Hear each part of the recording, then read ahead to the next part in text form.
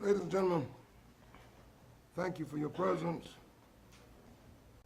As we begin this evening's activity, just before the meditative thought, I do want to ask the members of the board and our guests to remember the Barnes and Wright family during our meditative thought this evening. May we now pause for a meditative thought, followed by the Pledge of Allegiance.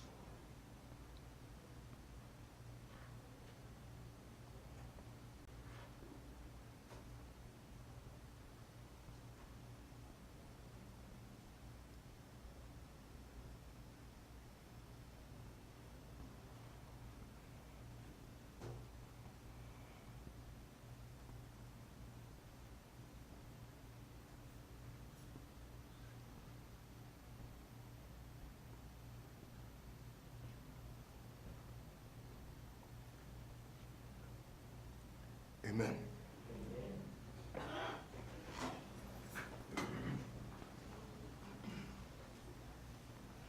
I pledge allegiance to the flag of the United States of America and to the republic for which it stands, one nation, under God, indivisible, with liberty and justice for all.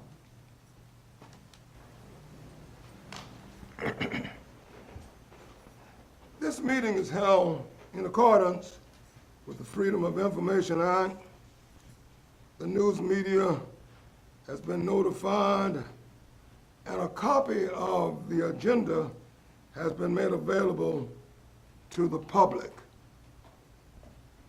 The meeting is open to the public, and the public is welcome to attend in person. All persons wishing to attend by virtual means may do so via YouTube, Sumter School District Board meeting, and Sumter School District Facebook page.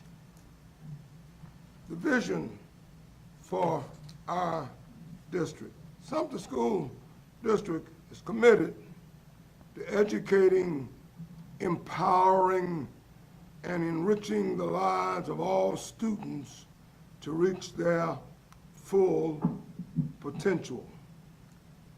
And our mission is we're committed to providing a safe, nurturing, and high-quality educational environment that supports diversity and equips students for local and global success. I'm Ralph W. Canty. I'm chairman of the board, and I represent Area 3, and I support appeal, advancing potential, and pursuing excellence for all learners. Good evening. My name is Bonnie Disney. I'm the vice chairperson of the board, and I represent Area 9. I too support appeal. That is advancing potential and pursuing excellence for all learners. Good evening. I'm Sean Reagan, clerk of the board, and I too I represent Area 5, and I too support appeal for the school district, advancing potential and pursuing excellence for all learners. Good evening. My name is Sherry White. I represent Area 7, and I am the board parliamentarian.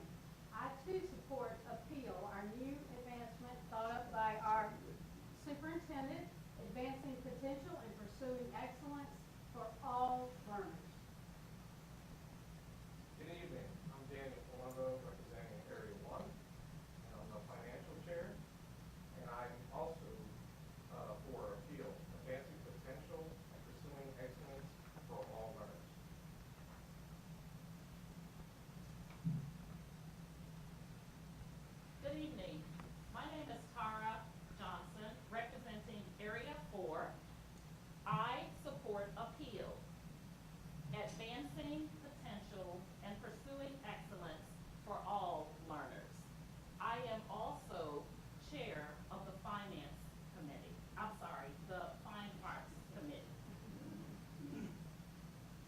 I'm Jeff Zell. I represent Area 8. I am the chairman of the Transportation Committee. I support appeal, advancing potential, and pursuing excellence for all learners. Good evening. I'm Technical Director Kristen Wildman. I'm the school liaison representing Shaw Air Force Base, and I support advancing potential and pursuing excellence for all learners.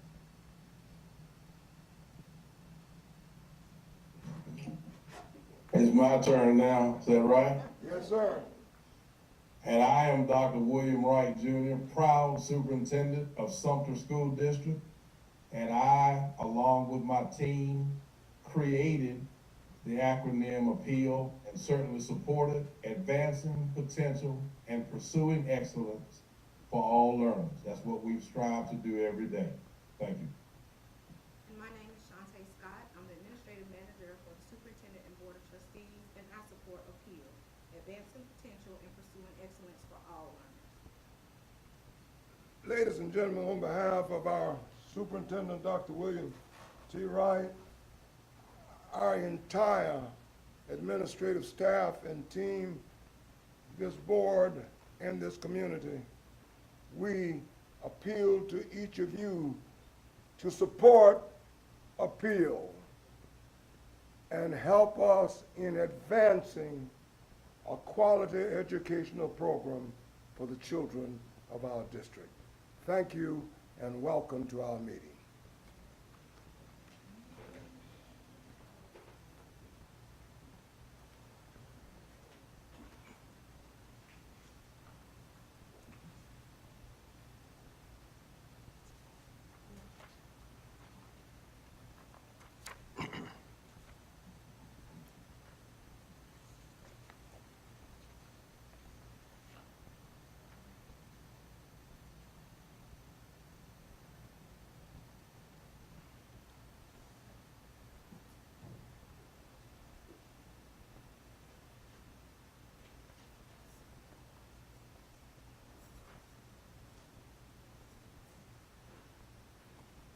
At this point, I officially call this meeting to order and again acknowledge and thank each of you for your presence. Item number 2 is the agenda. The agenda is before us, and if there are no objections, the agenda shall be the guide for our meeting. On consensus, the agenda is approved. Might I back up and announce that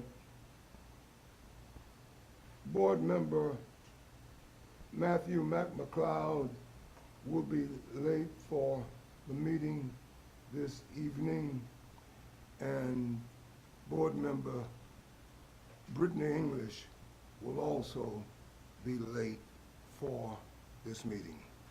For those of you who do not know, Dr. Wright is in North Carolina with his family because his wife lost her father in the wee hours of last night. So he is here by a virtual platform, and we will continue our meeting. There will perhaps be an item or two that we may lay aside and table until he is present, but otherwise we shall push the agenda, and I thank you for your support in this process. All right? We're down to item number 3, special presentation. Do we have representatives present from Alice Drive Middle School?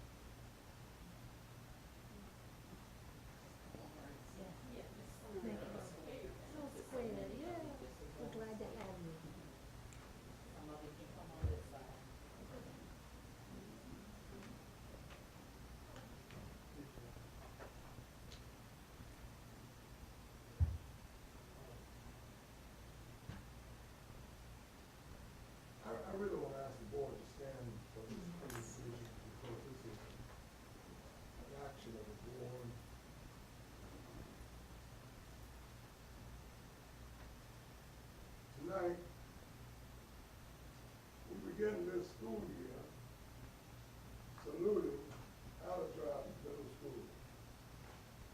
Of course, we're extremely proud of each of you and the hard work you do as learners and as teachers and as administrators. Your recognition did not go unnoticed. You kept up with it.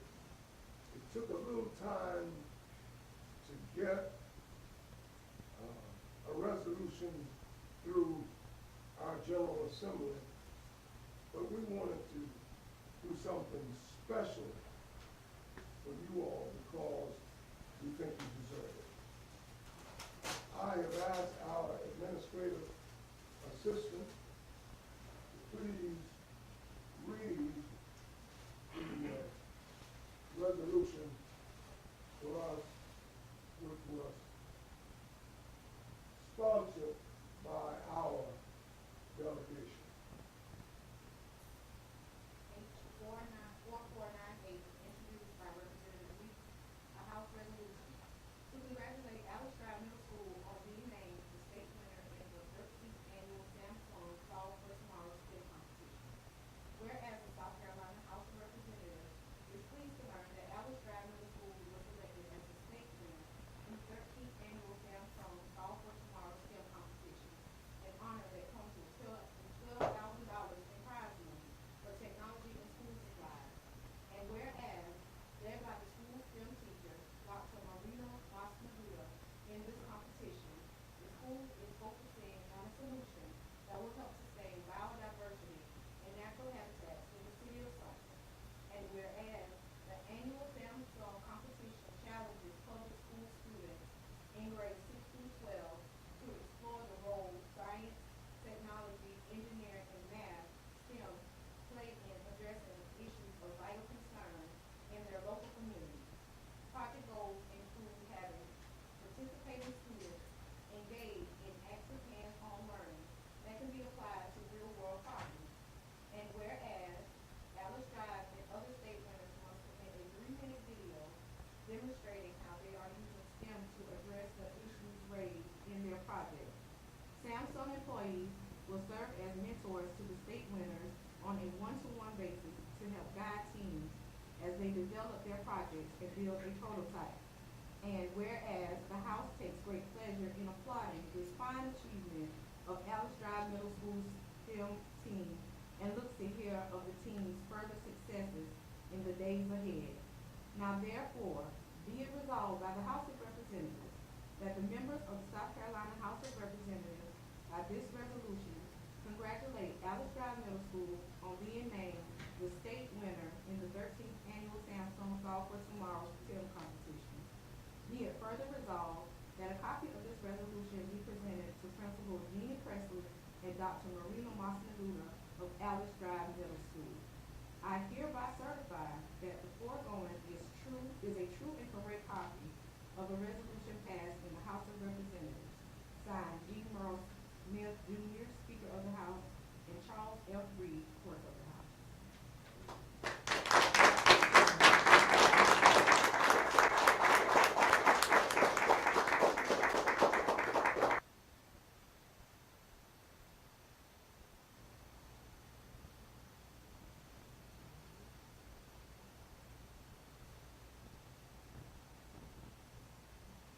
Ms. Vice Chair, could you come and stand, please, and take a photo shot for this group as well? It's my pleasure. I thought it would be. I have children and grandchildren at this school.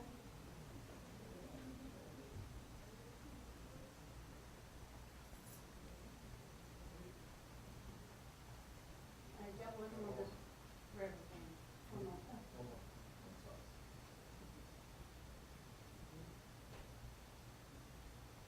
Let's give.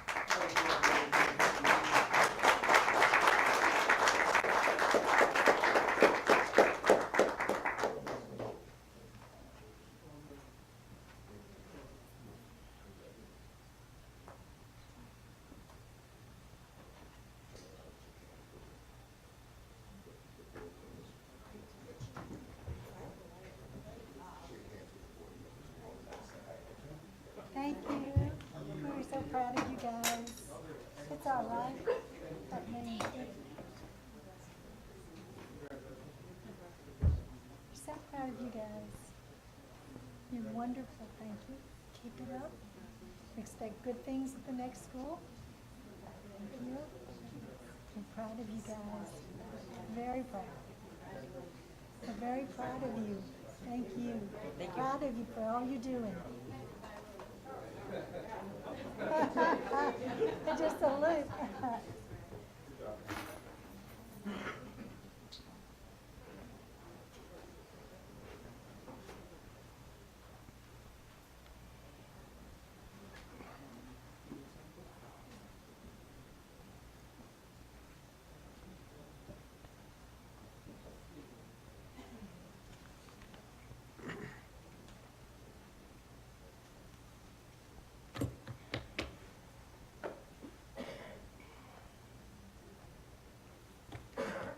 Item 4, public participation.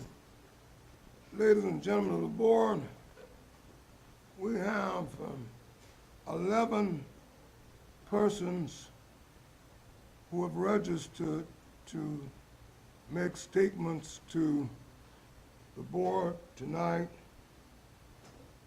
And I know that it is our desire to hear from the public, our constituents. However, I think it's going to be necessary that we limit the time for each speaker. Is there a recommendation?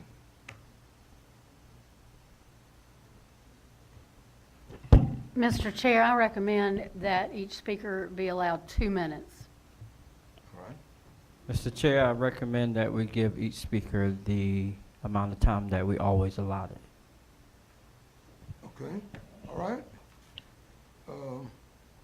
We have 2 options. Those who support the regular amount of time, would you indicate by showing your hands, please?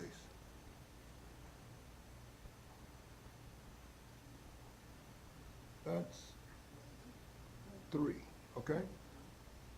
Those who support, 2 minutes, please, would you indicate by showing your hands?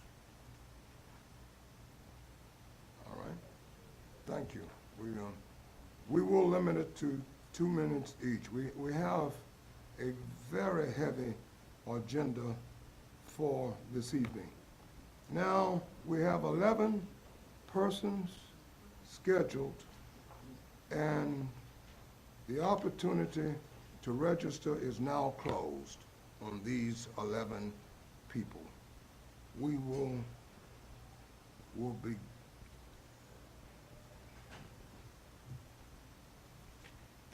begin with the Honorable Eugene Baton.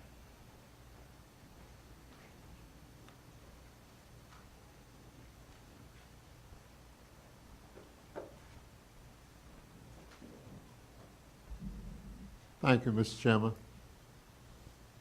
To go along with what's been said, I will limit my speech as concise as possible. I'm speaking in response to a meeting that was held by the School Board Finance Committee recently that appeared in the paper. And in the paper, they said that they had identified some projects which they consider to be dead projects, and that the money should be allocated other places. Well, I'm here to speak on behalf of the students at the new R.E. Davis College Preparatory Academy. That money that was put in that budget was for a stadium that was supposed to be built for those students. We have failed to do that. What we have is unfinished business.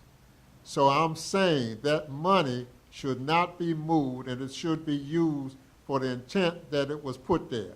Now, we can build a stadium, but we don't have to reinvent the wheel. The students are now practicing at the old Maywood Stadium. We can take that money and renovate that Maywood Stadium into a state-of-the-art stadium that will be an envy of all the middle schools in here. If we're going to have a college preparatory academy, we need to respect it for what it is. Right now, we are not. Thank you very much. Thank you, sir. We appreciate your comments.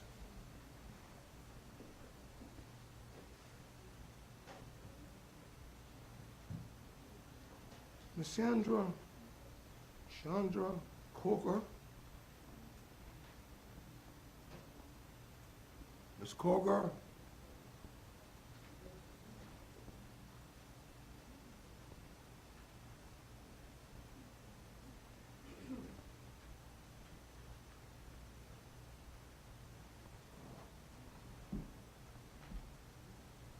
Dr. Wright, board members, esteemed colleagues, students, and the Sumter community. Today I speak not just as an educator, but as a concerned citizen. I am not just one that teaches at Lakewood, but lives in Sumter itself.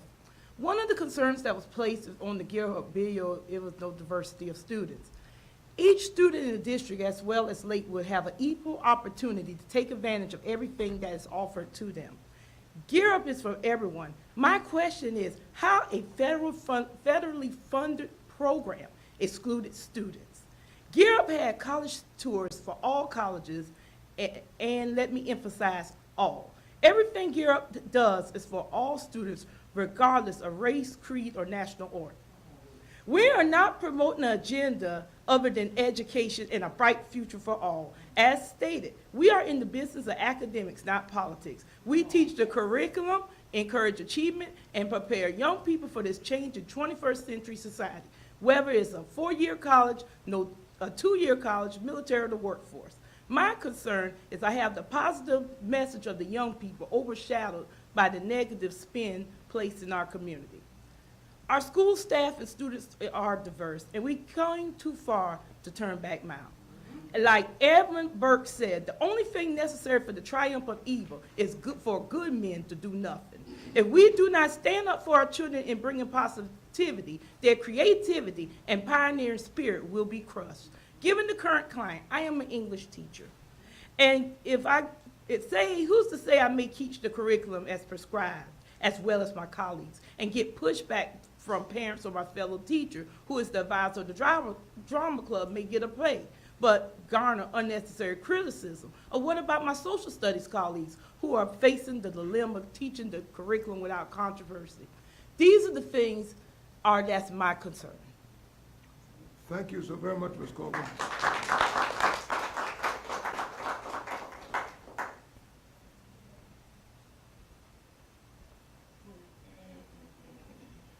Mr. Lance Newman.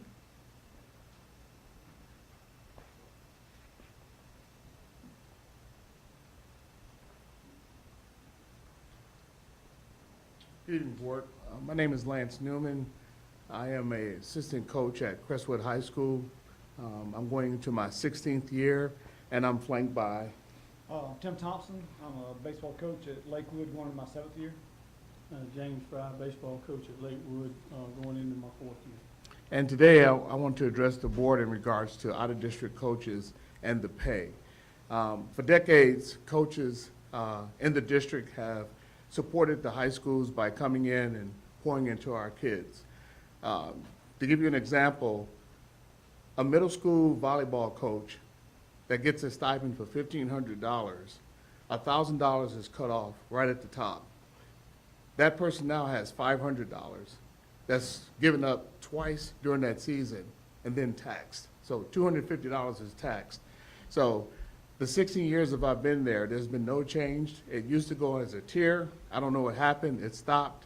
I can go into further on how we as out-of-district coaches are valued inside of the school and with the work that we do with the kids. I can go on and on about it, but we have 2 minutes to try to explain to you all how important out-of-district coaches are in the school district. If you all hired a teacher to do it, you'll be paying a higher rate, and there has not been no change in over a decade.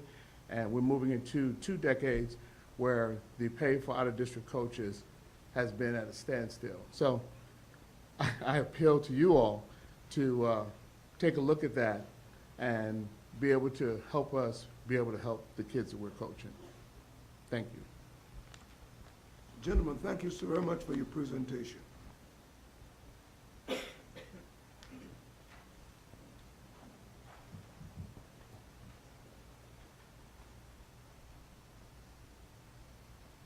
Mr. James Fry? Oh, okay. So, you're good. Okay.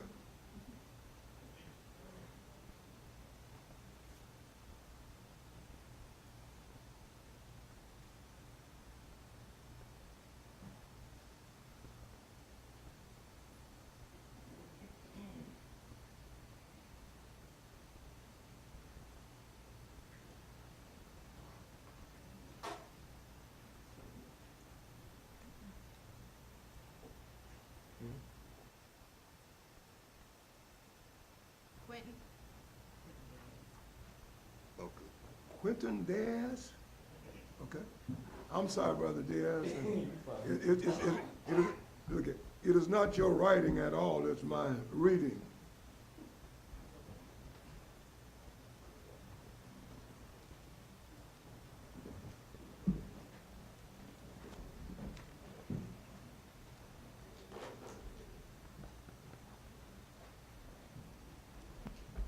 Good afternoon, Sumter School District Board members and staff. As Gear Up President, I would like to formally clarify what Gear Up means and what Gear Up means to all of us sitting here. Gear Up stands for Gaining Early Awareness and Readiness for Undergraduate Programs. This program has been with us since our 7th grade year as middle school students. Gear Up has done so many things for us, such as tutoring, ACT boot camps, college tours, college fairs, career and readiness boot camps, and many other things. I would definitely say our Gear Up specialists are like moms to us that we could have in school.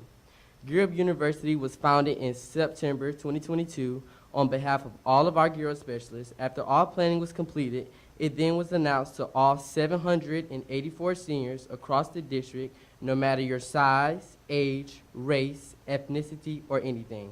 We all would have the lovely opportunity to attend a college campus for a week and would have the opportunity to be a college student for a week. You actually would go through the college application process just like any other college. Each school had a certain amount of slots to be filled. If all spots were filled, then they would find out who would be accepted by grades, ACT, and SAT scores, etc. But no school actually had to go through that process because no one exceeded the limit. You were able to choose one person that you would like to room with, just like any other college. During the college week, every senior had to attend 4 college classes, clubs, and organizations. We had Freshman 101, Business 101, Math 101, and English. They provided us with the opportunity to attend clubs such as crafting, paradigm shift, choir, boys to men, and girls to pearls, and say it with music. All of these clubs were offered to every student, no matter race, gender, or ethnicity. As a student who took advantage of the opportunity, I must say it was one to remember, and this should not be something that you should take away from the special class of 2024 and to be painted as something so vile. Thank you. Thank you, sir.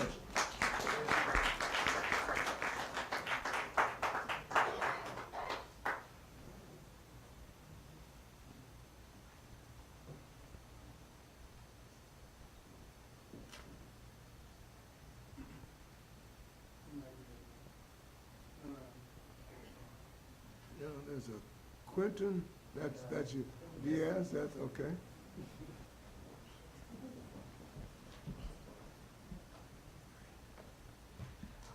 Live out your dreams. You can be anything.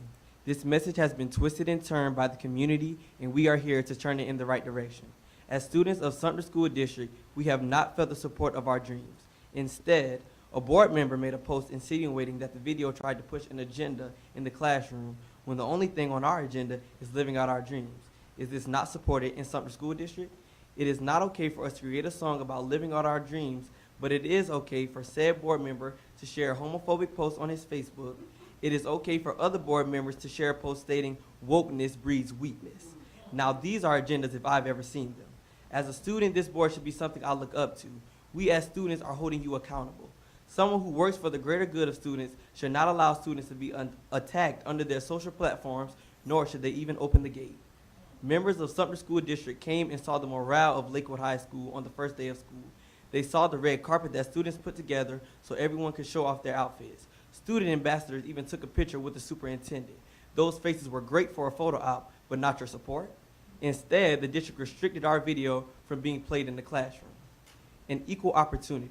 The college experience at Claflin University was an opportunity provided to everyone. Its purpose was to give all attendees an advantage of experiencing college for a week, an equal opportunity. Do we not want this throughout our district? Our Gear Up specialist gave us an option. So for a board member to imply that I have a Marcus belief because I have been provided an option is simply unacceptable. On my finger, I wear a class ring. The class ring represents Lakewood High School, the school that provides an all-inclusive environment, the school that gives me an opportunity to bond and walk through the halls with people who don't look like me. My being part of the class of 2024, the class that stood together to make a difference. Thank you.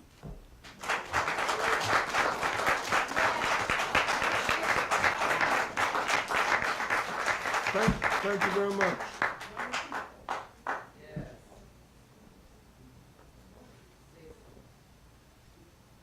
Calvin Bennett? Well, can I, any more of y'all got next week? I would request to speak after the students, if you don't mind. There's more students to, Yes, sir. okay, hold on a second.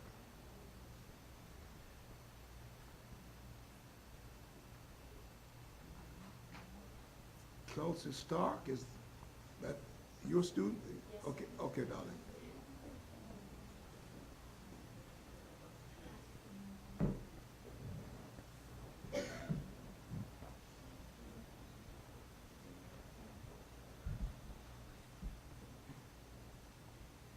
Members of the board, I'm black. I am black. Emphasis on the word I. So how is it racial discrimination when I am discussing my feelings as a black woman in the Sumter School District in this time and in this era? Members of the board, you shouldn't be mad that I'm expressing my feelings. You should question why I or any other of the students feel the need to code switch in an institution such as this every single day. What is your version of diversity?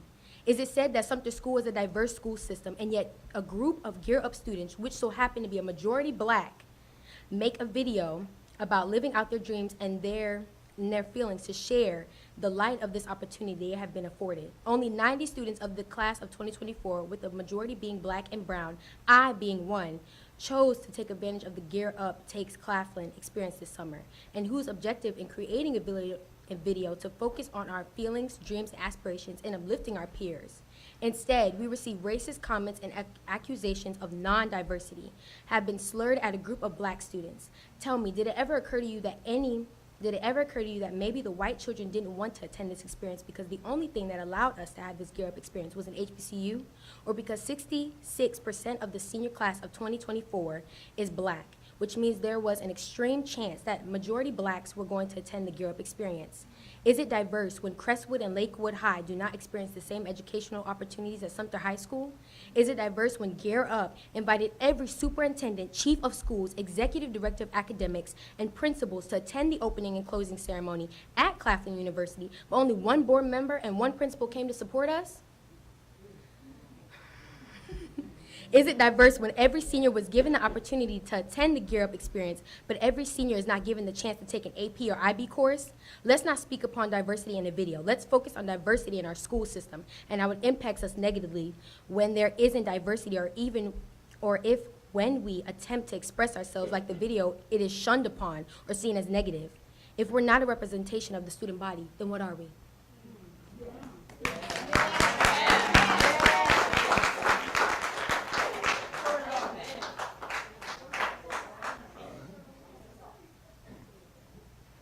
Thank you. Jordan Wright.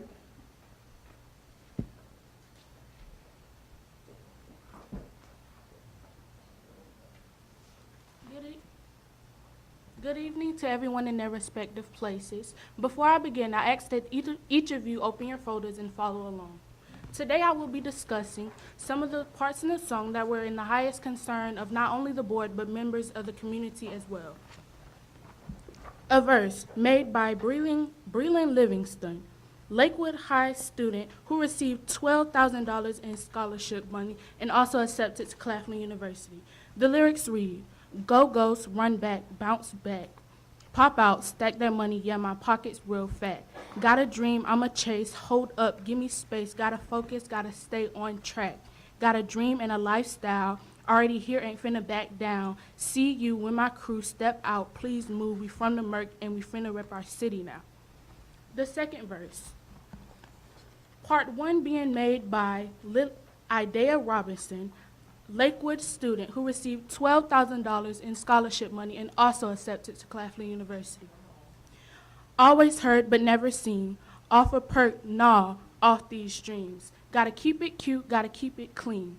Part 2, made by Lillian Caudell, also Lakewood High student, received $30,000 in scholarship money and also accepted to Claflin University. Hopped off a plane to Hawaii, Destiny and Kelsey living big, Mercedes cars and 20 wigs. And now, for the most inspirational and impactful part, our chorus, which reads, "Getting ready, gear up, getting ready for success now. DREAMS, and live out your dreams. You can be anything. When you live out your dreams, you can be anything." The students on the chorus were Jordan Wright, student of Sumter High who received $12,000 in scholarship money, accepted to Claflin University. Student Journey Wright, also Sumter High student, $12,000 in scholarship money and accepted to Claflin University. And Zanaya Bryant and Zanaya Cabbage Stock, who received $30,000 in scholarship money and accepted to Claflin University. Thank you.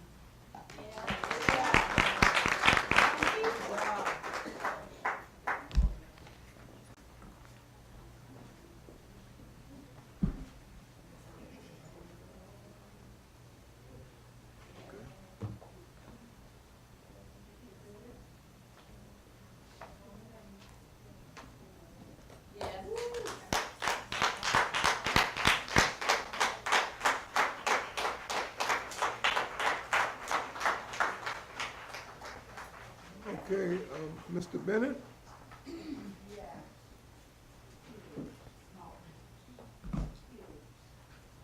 Thank you. Mr. Bennett? Thank you so very much. I'm going to start this. I want an apology for trying to break the spirits of our babies. They just took you to school. You should be embarrassed of yourself, bringing your, what you call, political views into this. Point of order, sir. Yes, sir. I ain't call no names. You do So- not direct your I'm comments. just looking at you, sir. You direct your comments to the Mr. board Mr. chairman, Bennett? sir. Mr. Bennett? I didn't have to say a name, but only the one got hit. Mr. Hollered. Bennett, you will have to speak in general. You cannot speak. I'm speaking in general. He responded to me. I did not call the name out. Listen, He responded because he's the one, he knows who he is. Mr. Bennett, Still ain't said Mr. his name Bennett. again. But thank you. please make your statement. I'll make the statement. I want an apology from the individual on this board who attacked our children. I want a public apology, and I want that apology made to them. He need to go to the school of Lakewood, and apologize to them babies. He tried to break the spirits. He brought partisan into this fight. He started the fight. One thing you're not going to do in this community is attack our babies and not be reprimanded on that. Now, if you have a problem with it, oh well, you can resign. I wish you would. Matter of fact, I call for the resignation of you right now. Because if you're going to bring this little partisan thing that you claim, that you put on your page and took down later, you have the audacity. And I ain't got to say a name, but I can look in the direction I want to. I know you're mad. You need to be mad. You need to be embarrassed, and you need to resign.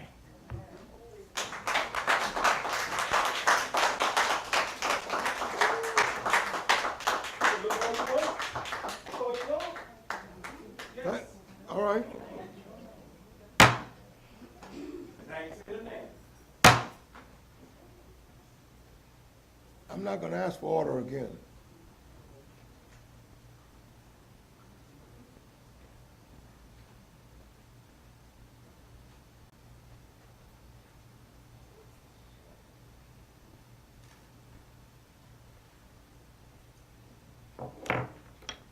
Mrs. Kilgore.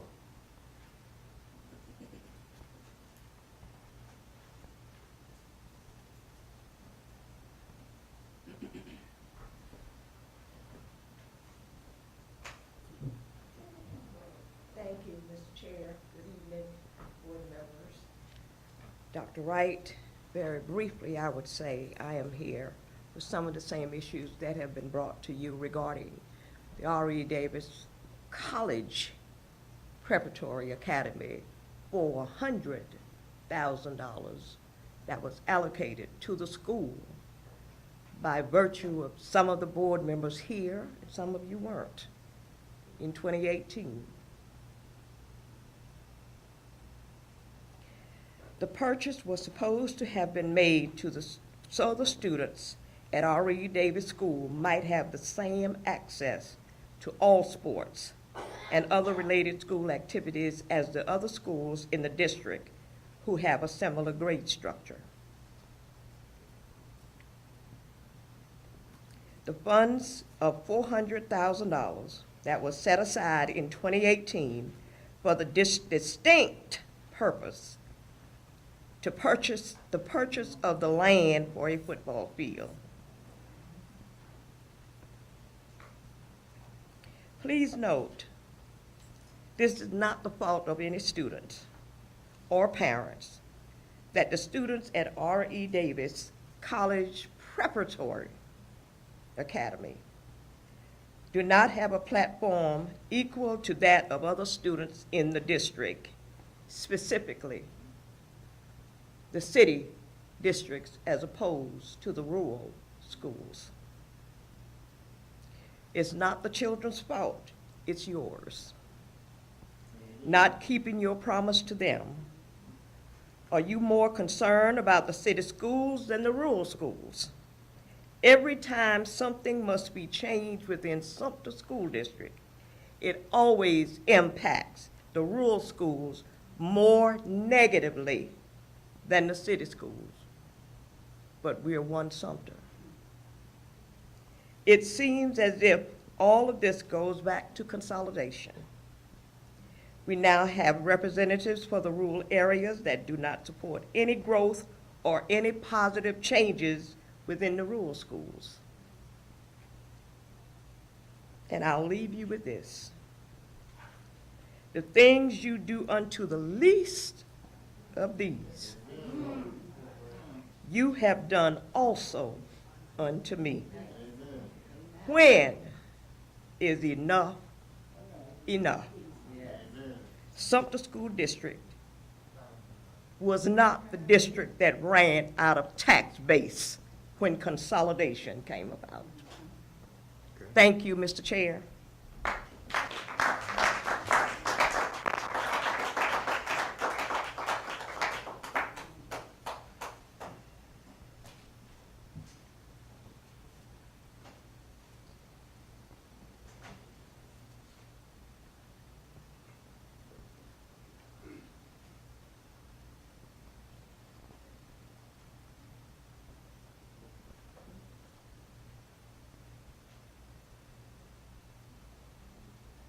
Ms. Parker?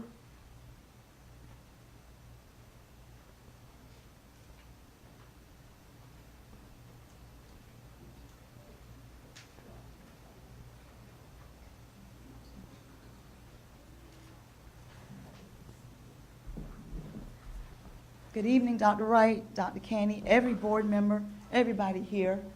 I came tonight because I thought my voice would be needed. I'm so mistaken. Some of these students who have spoken, I taught them. I'm 19 years now in at Lakewood High School. It's my second career. I've seen a lot, experienced a lot. Our school has been through a lot. But some of these students, I taught them during COVID. Remember the pandemic when we were all online? And to hear them tonight, everything you've heard I'm going to strongly encourage you to keep hearing their voices. Their speeches were well researched. I had nothing to do with the video, but when I saw it, I remembered one of my principal's visions we spoke about, her desire to have a more student-centered school, more leaders. Long after we're gone, these students are going to make a decision whether they're going to come back to this community. And at the rate it's going, I would not blame them if they felt that they did not have a voice. Student-centered work doesn't look like what we think it should look like. That's one of the things I had to learn a long time ago. But it's their narrative, and it's right because it is their narrative. We have space for everyone, and we should. I heard you all make a declaration tonight at the start of the board meeting. Remember that. That's all my voice is going to say, because this is not Bible school, it's not Bible study, but Jesus said, you will do far greater. That's what he said, those who believe in him. As a teacher, my students should do far greater than I am. And tonight they have. Misinformation started on day one. I can't tell you what that did to the morale of our teachers and our students. But we're here. That parent who spoke in frustration, he's here. We teach media and information literacy. Everything you see and hear on the internet, come visit us at Lakewood. You'll see more of this good stuff.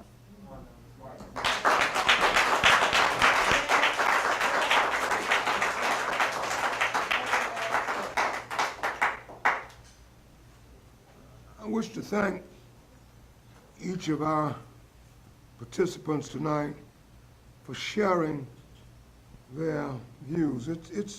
It's critical to the process, very critical to the process that you be heard. Very critical to the process that you express what you feel. And it's very critical to the process that as a board, we are sensitive to your concerns as we work to make this school district the finest school district can be. It cannot happen without all of us. And I thank God for your willingness to share your views.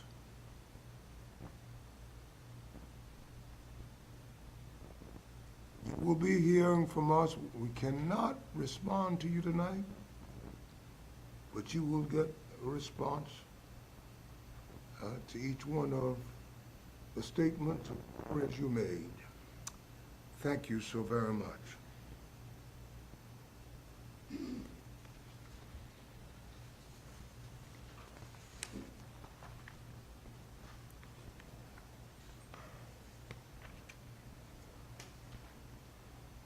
All right, Mr. Board communications.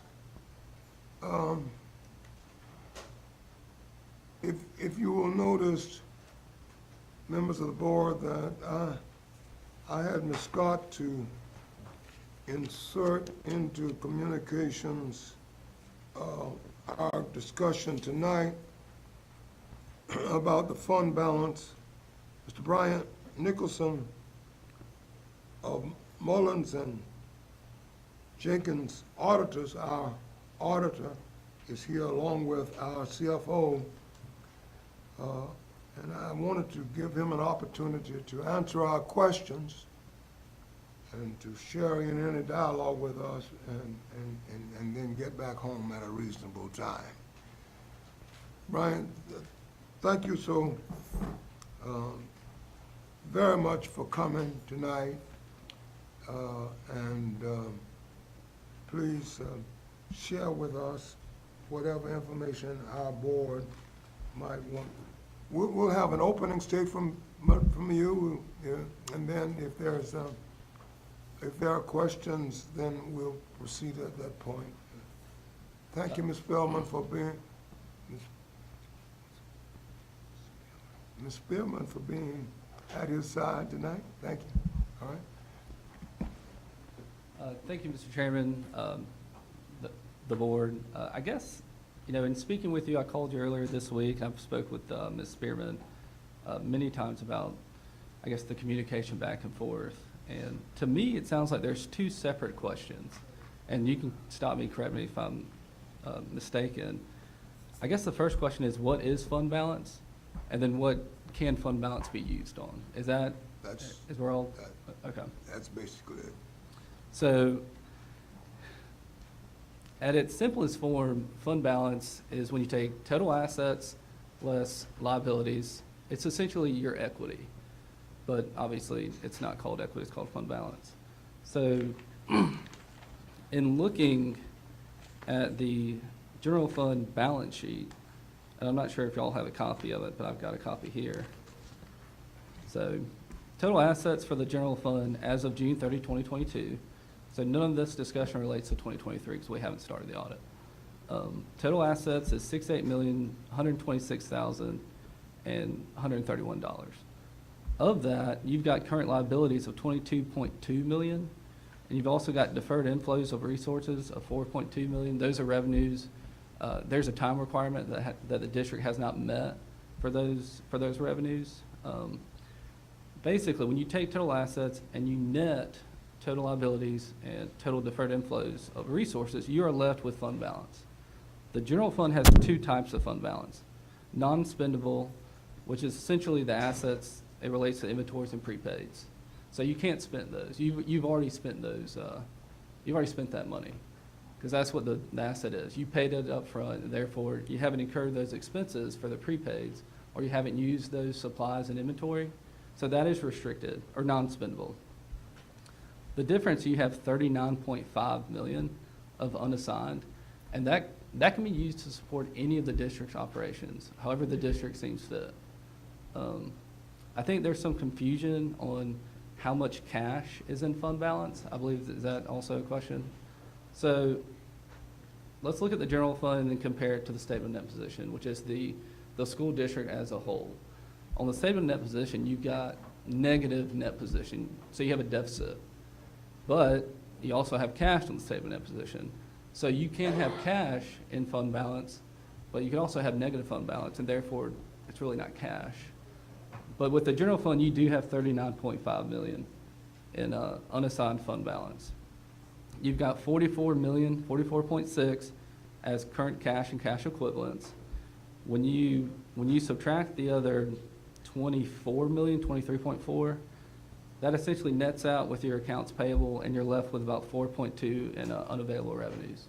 So if you just net everything with cash, you're left with about, I believe it's somewhere around 18 million. And what that means is, if you were to deplete all your resources, pay out all your current liabilities, what is owed, you'd have about 18 million left over. Does that kind of clear up a little bit on fund balance? Because you can have fund balance without, or you can have fund balance and also cash, but you could potentially have a deficit. That's not the case. That's just an example. So, Mr. Chair, I have a quick question, yes, and just an inquiry. Is there a financial term that ending balance, that usable funds, is there a term for that? Is that what we should be asking and looking at when we're talking about fund balance? When we're talking about, what is a healthy, what is a healthy fund balance requirement, from what the state requires from us to what we have? Is there, because fund balance clearly is just, the big idea is not being really absorbed by the community, I don't think. And so is there a term that we should be asking for? So you've got your unassigned fund balance, and that is essentially what the district has left. It could be part of assets, it could be receivables and cash, it could be both. That is left after you've met your current obligations. So what you have left over, what y'all have left over is $39.5 million.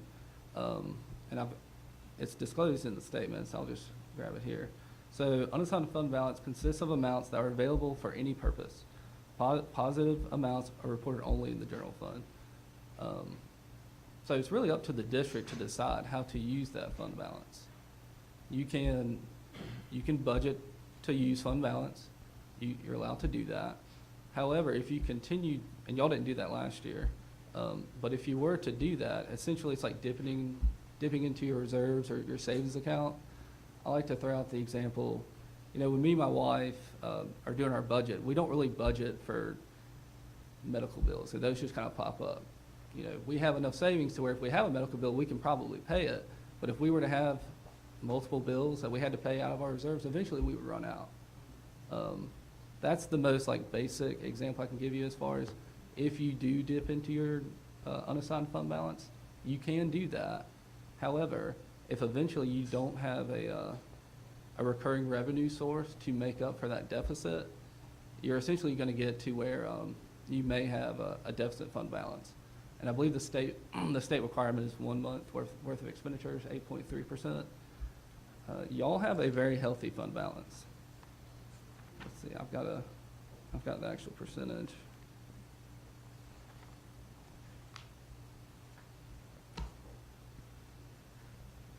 Yeah, so y'all got essentially 27% fund balance. So you got about 3 months there. I think we told y'all we recommend somewhere between 4 and 6. That is strictly a recommendation. That is not a requirement. The GFOA, I think, recommends 2 months, and then the state recommends 1, which obviously that is a requirement. So, and then if that didn't answer your question, I kind of was all over the place there, and I apologize for that. It, in fact, did not. Okay. But if you don't mind, if you could send those, if you could get that report to us, I'm not sure if we have it in front of us. I would love, this might be a bigger question than the 3 minutes you're gonna take to answer it. So if you could get that to us, I would love to, pour into that. Okay. And I think that would probably be better than asking you right now. And we can certainly do that. I will say, and obviously we can continue this discussion. If y'all have questions as far as, fund balance, what is fund balance, or anything related to the audit, just feel to reach out. I'd certainly give you a phone call. We can set something up. That way we can, have a little more time to speak. So. Mr. Chair. Hold on a second. Okay, fine. Were you finished? I'm finished, yes, sir. Okay. Okay. Yes, ma'am. The reason I think we had some confusion, I believe in January, we received the book. Right. The book. And on page 10, the last paragraph, I think that information was used by those outside of our school district. And we tried to understand it. And I do remember when we had the conversation with county council, it was very difficult to hear the auditor speaking. We did the best we could. Mm-hmm. But I believe I heard the statement that we had 68 million in assets. Right. Right. And we're just talking about general fund, Right, and you just spoke about that. So what was confusing is if you have that much in assets, but you had 39, plus and unassigned, I think that was something that confused us as what are assets? Does that include, in other words, does the fund balance include the assets? I think we had those discussions and it was not clear to us. And there was some confusion about, how do we classify this? Is it, but perhaps you've cleared this up. And the other thing, if I may just say everything and you can address it as you will, we were also given this piece of paper, and it's called Fund Balance Guidelines for the General Fund. And, unfortunately, I read it, and it does say, and I know, I just should have left that alone, and it does say that there are 5 types. There's a non-spendable fund balance, there's a restricted fund balance, committed fund balance, assigned fund balance, unassigned fund balance. In other words, in that 68 million, are all of these in there? So, for the general fund, you have $68 million worth of assets. That's what we're talking about? Well, that's the information Yeah. I've been given. So, for the general fund only, they only have two types. They have non-spendable and unassigned. I think that would have helped us to know that. Okay. Yep. So why do we only have two when the little article says you can have all of those? You can, you're not required to. But to explain to us, I'm not an So- accountant. So, you're gonna see more, if you go to the statement of net position, I've got a copy of it.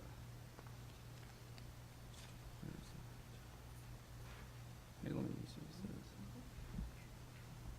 says. Miss Spearman knows that I'm not being attacking. Because she and No, I had a completely understand the conversation. question. It is confusing It to is have all those in confusing. there. And So, let me just say this, you know, we're on this board and we're responsible for our money. We don't need to be confused. no, I totally agree. Yeah. So you have different types of the equity classifications. So these are all disclosed on page, I think it's 34 in your financial statements. Yeah, so 34 in the copy I have, is 34 in the book as well. So you have net investment in capital assets. You're gonna see that on the statement of net position.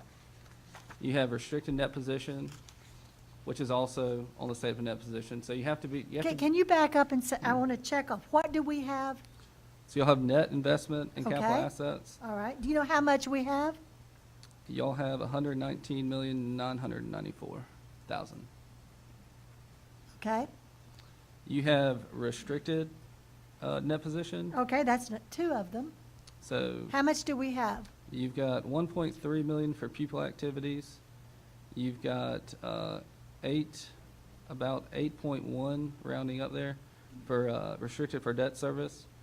You've got 12.2, which is restricted for capital projects. And then you have unrestricted, so now we're that third one. Okay, so we have three. Okay, how would we have known all of that? I mean, it's disclosed in your I financial mean, I statements. guess we would have had to read it pretty carefully, right? Yes, ma'am. So what do we have? So you've got, I guess, which types do you have? Right, tell me where we are, So right now, we are at unrestricted net position. okay? So, and those are all on the statement of net position, which is Right. page 14. Right, that's on page 10, right? 14. 14, Mhm. So this is what we call the entity-wide financial statements. okay? And then if you go to the fund level financial statements, which is on page 16, you've got non-spendable, which you've got 2.1 million in non-spendable fund balance. Okay, You've got restricted fund balance of 20,400,000 roughly. And then you have unassigned, kind of getting all over the place here, hold on. Oh, here we go. okay, we have unassigned also? So we Mhm. had net, we had restricted, we had unrestricted, And then you have non-spendable fund balance. we also have that type? Yes, ma'am. So that's four. Yeah, that's four, And then you have restricted. and then that's five. Mhm. So we have all five of those. And just so we're all on the same page, this is not for the general fund only. This is for all funds. Mhm. Okay.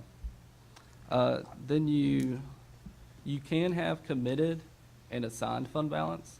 Y'all do not have any as Okay. of 6/30/22, Okay, but you're still required to disclose those types. And then the last one that you do have is unassigned fund balance. And the general fund is the only fund that can have unassigned fund balance. and the unassigned is the 39 million, is that correct? Yes, ma'am. Plus. And that's where the one that you said has a healthy, It has a healthy, yeah, I 27%? think I said y'all had about 3 months worth of expenditures. right, And the state requires one. I believe GFOA recommends 2. And I do want to stress, recommends, like it's not a requirement. The only requirement y'all have is to have at least 1 month of expenditures. right. So, Now, you know, as board members, as we read this on page 10, and it tells us what is recommended, how do we know if we're better off having 4 months or 3 months or 2 months? How do we make those decisions?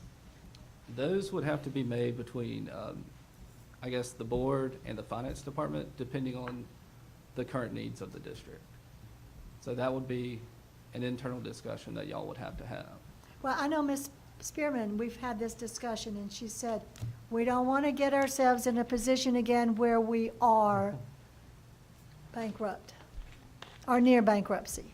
Yeah, I think So there's, how is a way, I mean, Ms. Spearman, what do you think? How do we know? well, I mean, we have Well, the, I didn't say bankrupt, I said. well, I know. to I go- I to go back to exaggerated. using TANs, Right. which are tax anticipation notes. Right. Because this district utilized those for years, several years, just to make the payroll and payables from July to October. We don't want to get into that position again. We don't want to be put on fiscal watch for not putting anything towards fund balance, not having anything left towards that. And for July to October, that represents what, 4 months? 4 months, that would be payroll would total, $8 million a month. That would be $32 million that we would have to make it until those allocations start coming in. And that would be $2 million a week, which is 4 months times 4, 16 times 2, $32 million that we would have to make before our allocations start trying to trickle in. As you saw before your eyes, how our local money came in May and June. All of that money gushed in at the last bit of the year. So that's why I remain conservative in that thought. The recommendation of 4 months, I think, is safe so that we won't ever go back to that period of time. That's my stance on it. But again, we have needs. You as a board has to make the best utilization of those funds. And we as an administration come to you to give our opinion and our recommendation led by Dr. Wright. So that's how I stand with that. Well, we believe in you, but we have authority here. What do you think we should do? well, see, I can't, before we kind of get into that, I can't really give, too much information on that, just because then I'm kind of acting in management function, and at that point, we kind of jeopardize our independence as third-party auditors.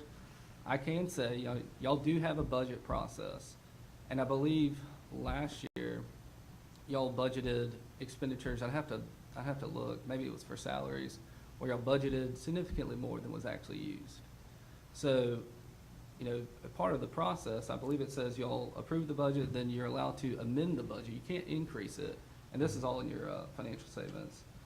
I believe it's on page, I'll just go to it in the document.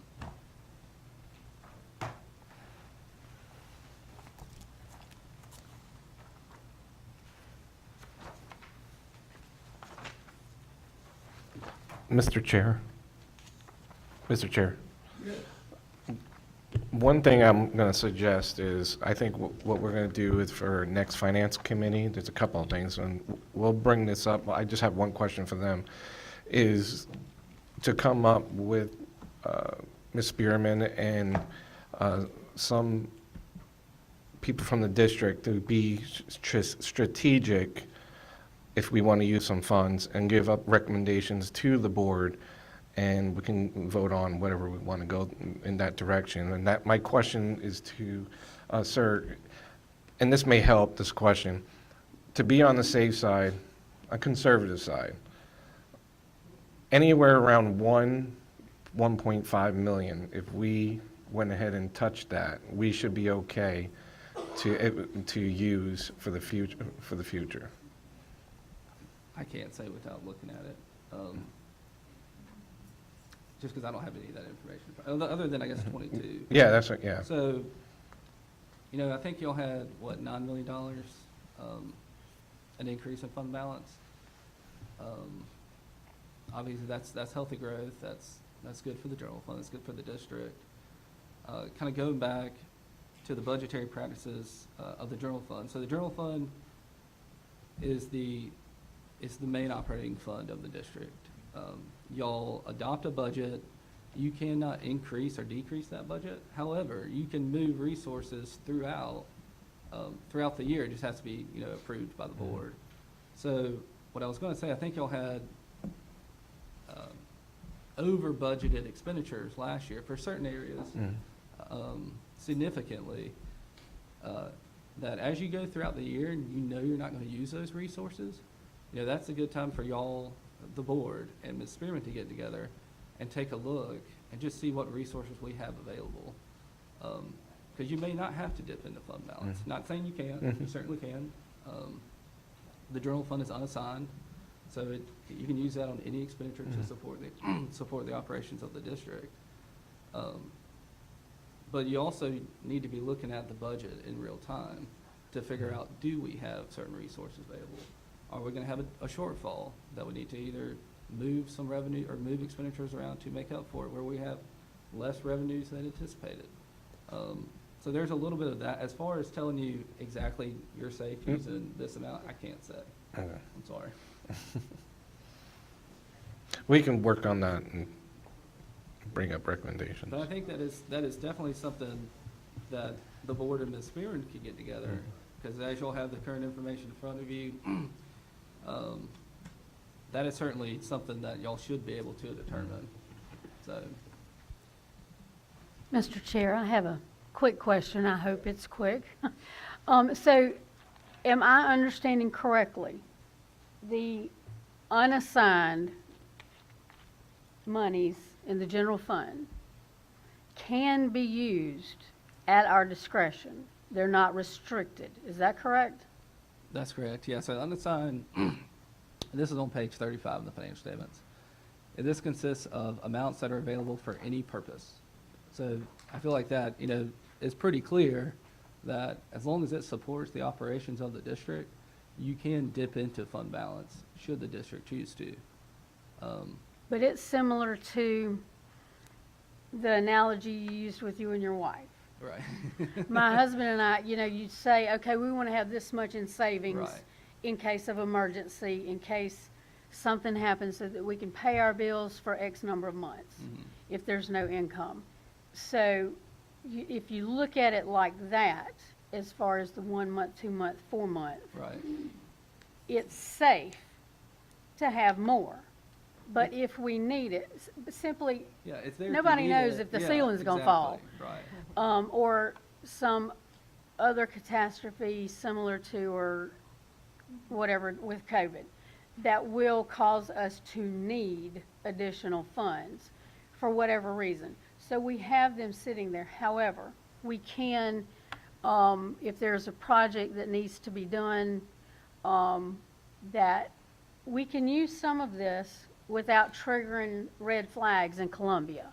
Right. So I think another, to piggyback off that analogy is, let's say me and my wife want to go on vacation.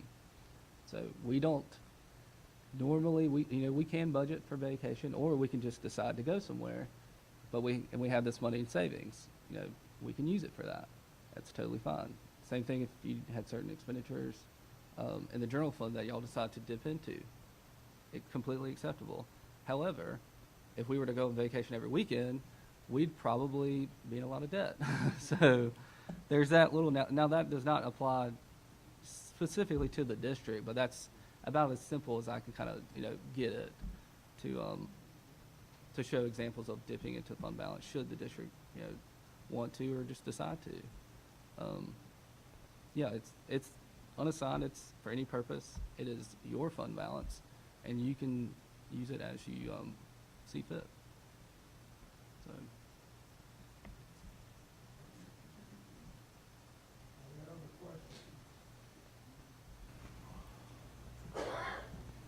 Are there other questions? Ms. Spearman, is there anything you want to add, any commentary?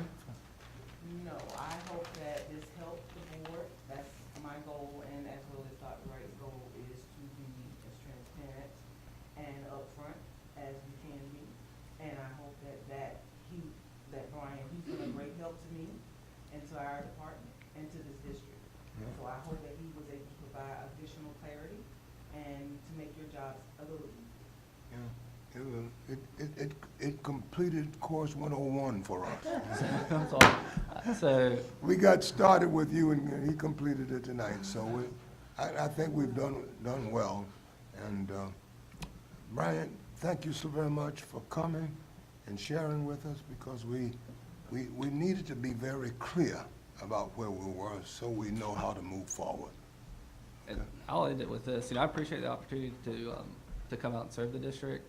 I would much rather we all sit down like we're doing tonight and, iron out whatever confusion or questions we have, rather than y'all do something that's unallowable or something you're not supposed to, and then unfortunately we catch it after the fact. Right. So hopefully, we can avoid those situations, which is really we're a resource to the district. We don't just come out once a year and do the audit.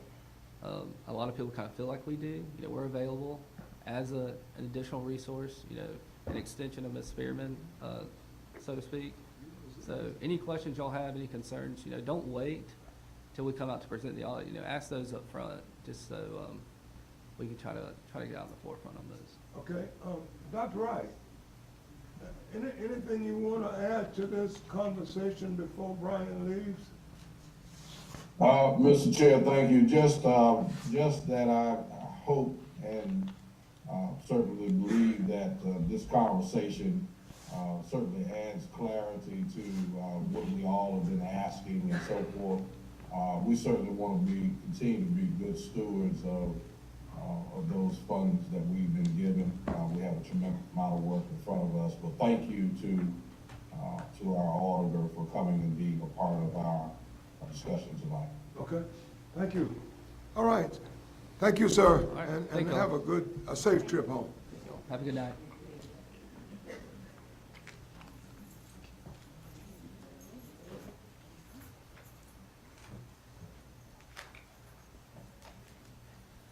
Okay. We're back to board communications now.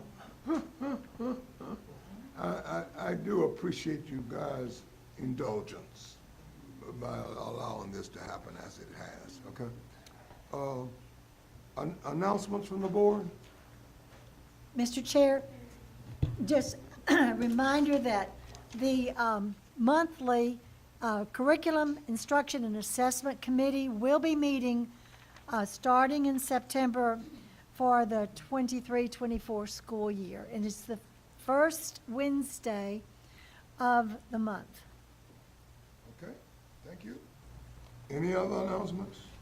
Mr. Chair, Yes, sir. so after tonight, once the district presents its transportation update, which I think will be very beneficial for the community to hear that, I plan on establishing a schedule. I'm not sure what that looks like, but it will happen once we gauge where we're at. Okay. So, and then secondarily, I want to say, just the other day, the board was invited to the Tandem Health, what was it called, Ms. Tan? Luncheon. It was a luncheon, clinic week or something. Anyway, what we learned is Tandem Health and this district is, and I don't want to say too much because I just don't have the information, but they are working together, this district, and I want to say hats off to Dr. Wright and his team for whatever part they have in this, but we're hearing that there is a partnership with the behavioral health section of Tandem Health to come into a couple of our elementary schools and to provide services. And I think that that is absolutely necessary. I think it's phenomenal what they're doing, and if I can have anything to help build that relationship, I'm all in.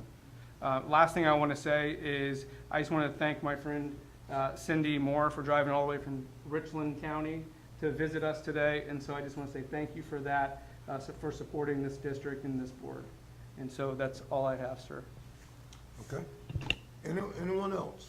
Mr. Chair of the Finance Committee, I'll have to Ms. Scott a list of every date in the future of every single Finance Committee meeting to the end of the school year.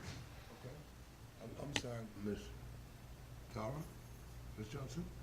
Mr. Chair, given the nature of truly wrapping arms around and understanding the fine arts program in the district, there's still collaboration that needs to happen to gain clarity as to how to best function within that committee. So at this time, there is no meeting scheduled, but once that has happened and taken place, we will have regularly scheduled meetings. Okay, thank you. Mr. Chairman, Yes, ma'am. the policy committee will be on the agenda for the next work session with the policies we have reviewed. And we will resume regular scheduled meetings. Ms. Scott will get that schedule soon. We defer to the finance committee as that is a deadline issue. But that will resume, and we'll present the first set of policies at our work session this month. Thank you. Thank you very much. All right. Any reports or recommendations from committees? If not, we'll move on to item number 6, Superintendent's report. Superintendent joins us via Yes, sir. via the virtual platform, and please convey to your lovely wife our sympathy, our prayers, and support.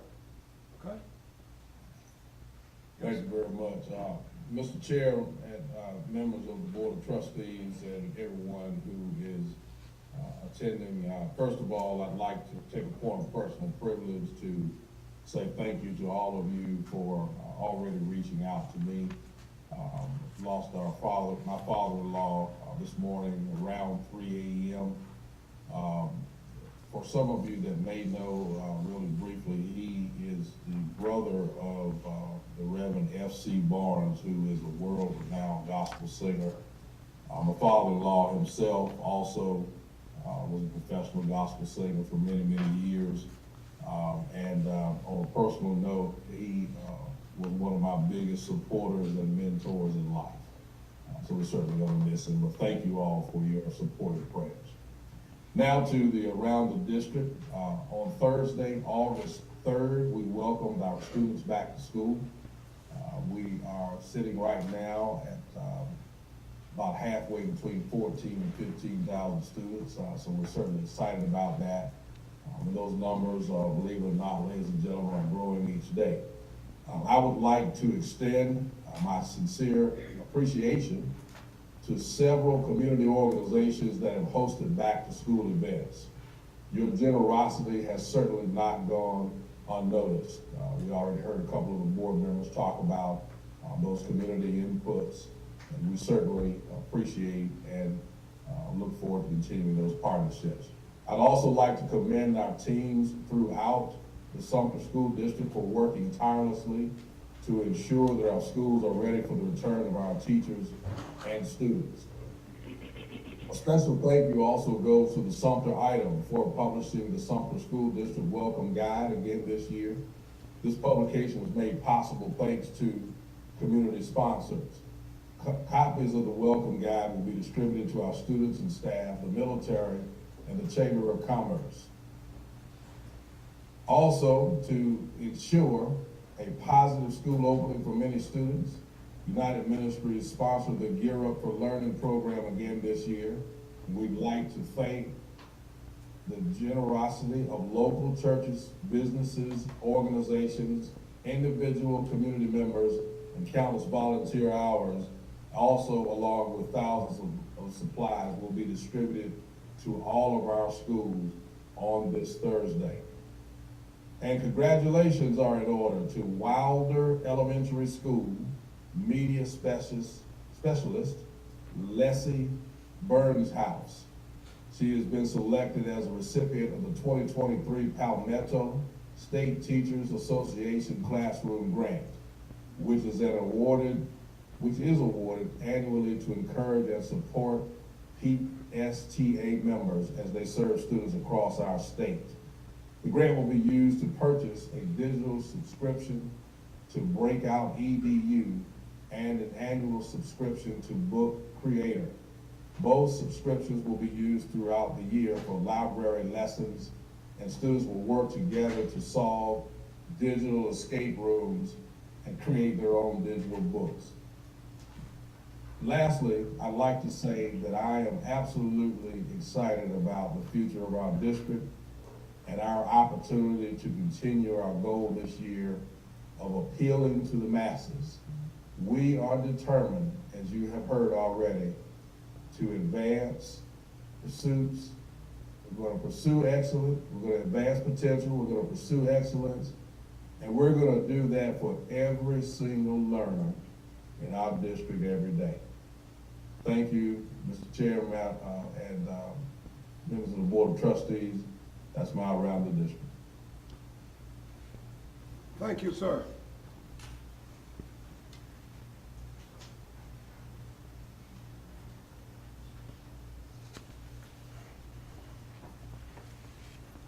Now, you want me to just follow the agenda for the rest of the items under your report? Yes, sir, that would be great, Mr. Chairman, if you don't mind. Okay. Yes, sir. 6.2, Office of Academics, Title I update.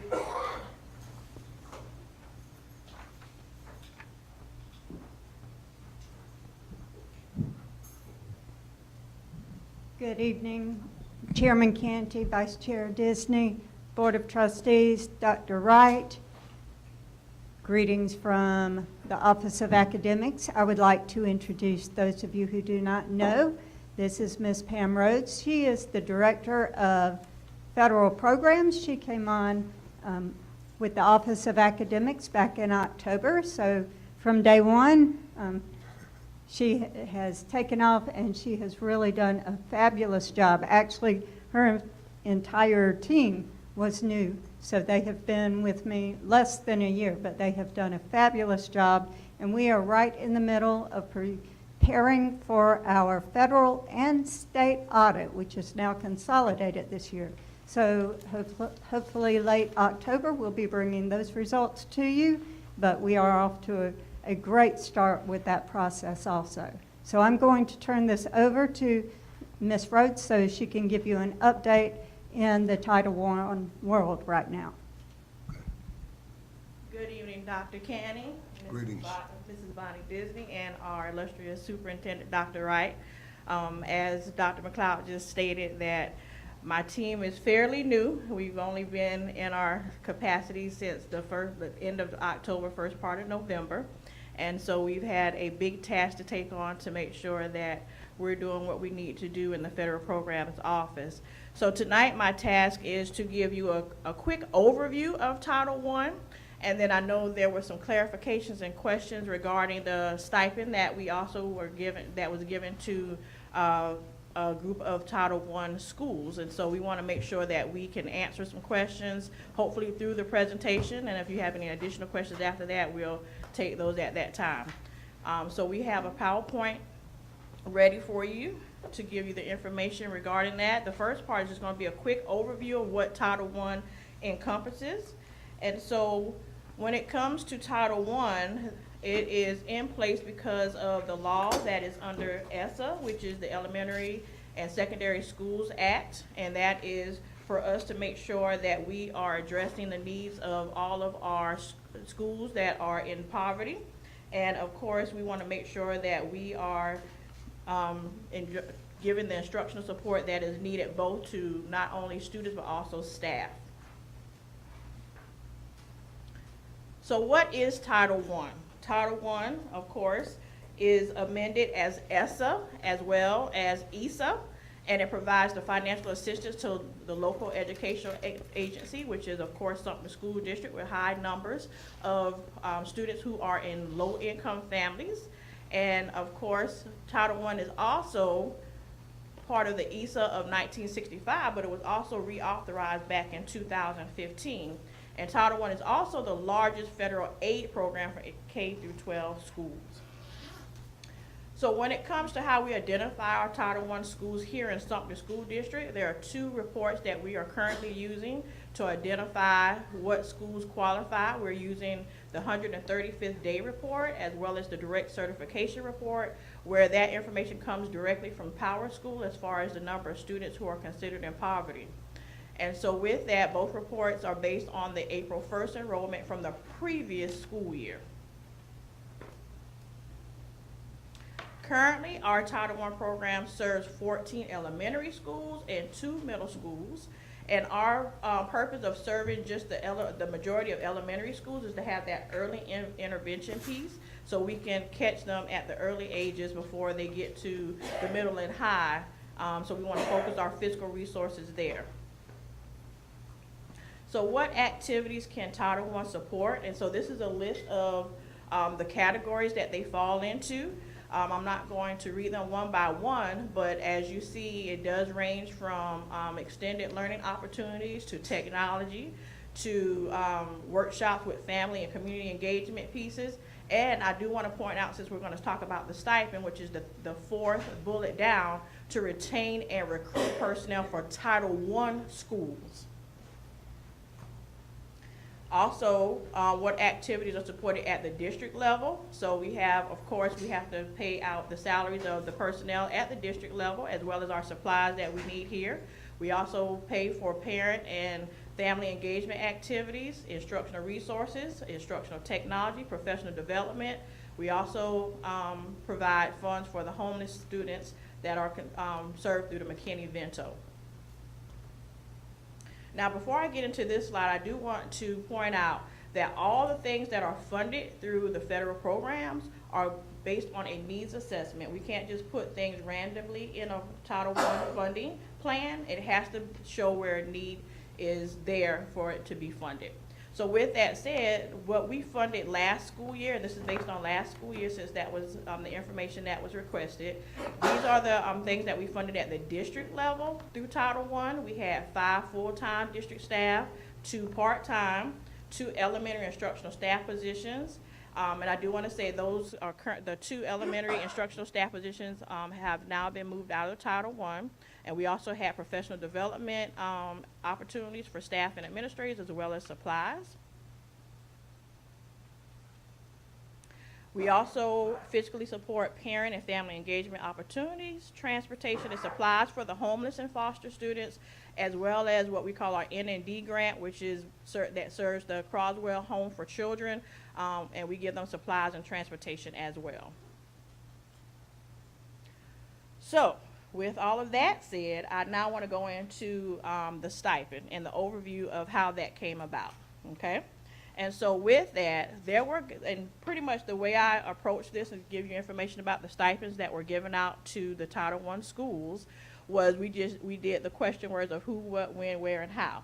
And so who received the stipend? So with that said, we had the guidelines that were set of who received the stipend. When it came to the teachers who received them, they had to be core area teachers because the stipends, for the majority, if not all, were based on student growth. And as you know, our student growth report cards are based on core areas. And so when those guidelines were set, they had to make sure there was a connection and a direct support to those core areas of ELA, math, science, and social studies. And so we also want to make sure that the growth that was shown to earn those stipends had a significant impact over time. And so that's where the time pieces came in, saying that you had to be a certified person in the classroom for at least 90 days in the district, meaning they had to be, they had to have that employment component of longevity. And then we want to make sure that we had people, that we addressed the people who were working on their certifications, because we did have, a good little bit of people who were working on their certifications, so we wanted to give them the opportunity to qualify as well. And so those people had to be certified at least 90 days in the classroom. Now, when it comes to the stipends, and I want to say, I know Ms. Spearman just presented information with the auditor, and y'all, you had questions regarding spending money, saying save money. But I want to say in the federal programs department, you cannot have money sitting there. Because if you do, you get penalized. And so I want to put that out there. Plus, we cannot do anything in the federal programs office without State Department approval. So these stipends that were given out had to go through a process of State Department approval. It wasn't anything that we decided to approve and say, okay, let's do this without permission. Because guess what? We don't want to be in orange jumpsuits. And that's what will happen if you do something in the federal programs office without State Department approval and consultation. And so everything in the stipend pieces that I'm sharing with you today went through the State Department to get approval. And so if we go to the next slide, Ms. Scott. So this is what caused the stipends to be an option. And I do want to highlight the word option. The stipends were an option for the principals in the Title I schools. We had an excess of Title I funds that were going to be forfeited back to the state if we did not spend it by September 30th of 2023. And so there is a 15% rule when it comes to federal funding. We have to make sure that whatever allocations that we receive in the federal funds, we have to spend 85% of those funds by September 30th. If we don't spend that money, we get penalized, and it affects our risk assessment score. And our risk assessment score, as you see on the bullet here, on the third to the last bullet, if we get a at-risk assessment score, it affects all future allocations of not only the federal grants, but also other funding from the state. So, with that said, the third bullet on the slide, we had to spend $1,104,588.96 by September 30th. That means from May 31st, when we closed out our books, we had to make a decision and consult with the State Department. What can we do that will benefit our schools in some manner that will help us bring this balance down to help us meet our 15% that we needed to do that's mandated by the federal funding. And so with that said, as of May 31st, when we had to close out our books, we had an amount of $2,966,266.16. So we needed to have spend $1,861,677.20 to meet that 15% rule. And so again, we consulted with the State Department to look at what options we had from May 31st to September 30th to help us get that balance down. And when they shared the options and we had that discussion, the stipend pieces were an option that we could give our principals. And again, I want to stress option. No principal was forced to give it. We gave them the options with the guidelines. So with that said, when was it discovered that the Title I stipends were necessary as an option to the Title I principals? It happened during the second week of May. Because we closed out our books with the purchase orders and things like that during that time. And after that deadline of April 30th for purchase orders, we discovered that we still needed to spend over $1.8 million by the September 30th to meet that 15% mandate. Again, we consulted with the representatives from the State Department that recommended the stipends as an option to be considered by principals if they had the money to do that. So then we met with the district leadership to discuss the options and set guidelines of how we can do that. We presented those stipend options to the Title I principals of those schools if they had it. And for those who wanted to do it, we gave them those guidelines and supported them through the process of amending their school-based Title I plans, not the district level, the school-based Title I plans. Those amendments then were sent to the State Department for approval. And then all the Title I schools that were in jeopardy of not meeting their 15% had the choice of utilizing the stipend option with the exception of 3 schools. So those 3 schools did not have enough money left over to do the stipend. So that's why those 3 schools could not give that information, give the stipend to their staff, to their certified core area staff. So with that, how did the excess funds happen? So when it comes to the allocations we get each and every year, a lot of the schools put it in people, you know, in human resources. And so with that said, we had a lot of vacancies. As you know, that's across the board, whether it's a Title I or non-Title I school. So we had a lot of vacancies that equal to unspent salaries and benefits that were allocated in the Title I plan. We had late hires that if we did have some money allocated for a position, it didn't use the entire portion of the allocation. We had staff turnover, which means if we had, that means some people didn't return that allocations were in place for. And then we have salary and benefits that were overestimated because when we have to put personnel into a plan, we put a position, not necessarily a person, a position. And so when people come to the table and get hired for a position that's allocated in the Title I plan, those people can come in with varying experiences. And so basically a principal is estimating about how much a salary, which then you have to calculate the benefits that goes on lines with that salary. They have to make sure that they're gonna have enough money to cover the range of salary that person that they're gonna put in possibly can have. And so basically you're looking at the cost of hiring a first-year teacher versus a veteran teacher. So you wanna go on the higher end just in case you hire a person with more experience, and because you don't wanna have to go back and say, I don't have enough money to hire somebody with great experience and can bring wonderful attributes to my school, and have to turn them away because you can't give them enough money in the salary that you allocated. And so with that, we want to make sure that the benefit pieces are also taken care of. And when it comes to benefits, as you know, we are a military community. When we allocate for a position with the benefits, we might have military people fill those positions, but you know a lot of our military people don't need insurance from the state. But we cannot submit a Title I plan without benefits allocated for any position that's in there. So therefore, those pieces of money are left over as excess as well, because we have a great deal of military personnel that might have been a person in the Title I plans that didn't use the benefits. And the benefits currently are like at 33.96% of the salary base. Now that's just the benefits, and then you have the insurance, which is almost $11,000 per person. So you're talking about a nice chunk of money that gets left on the table if you have a military personnel or a person who is being covered by their spouse or things like that. So that's the pieces with that.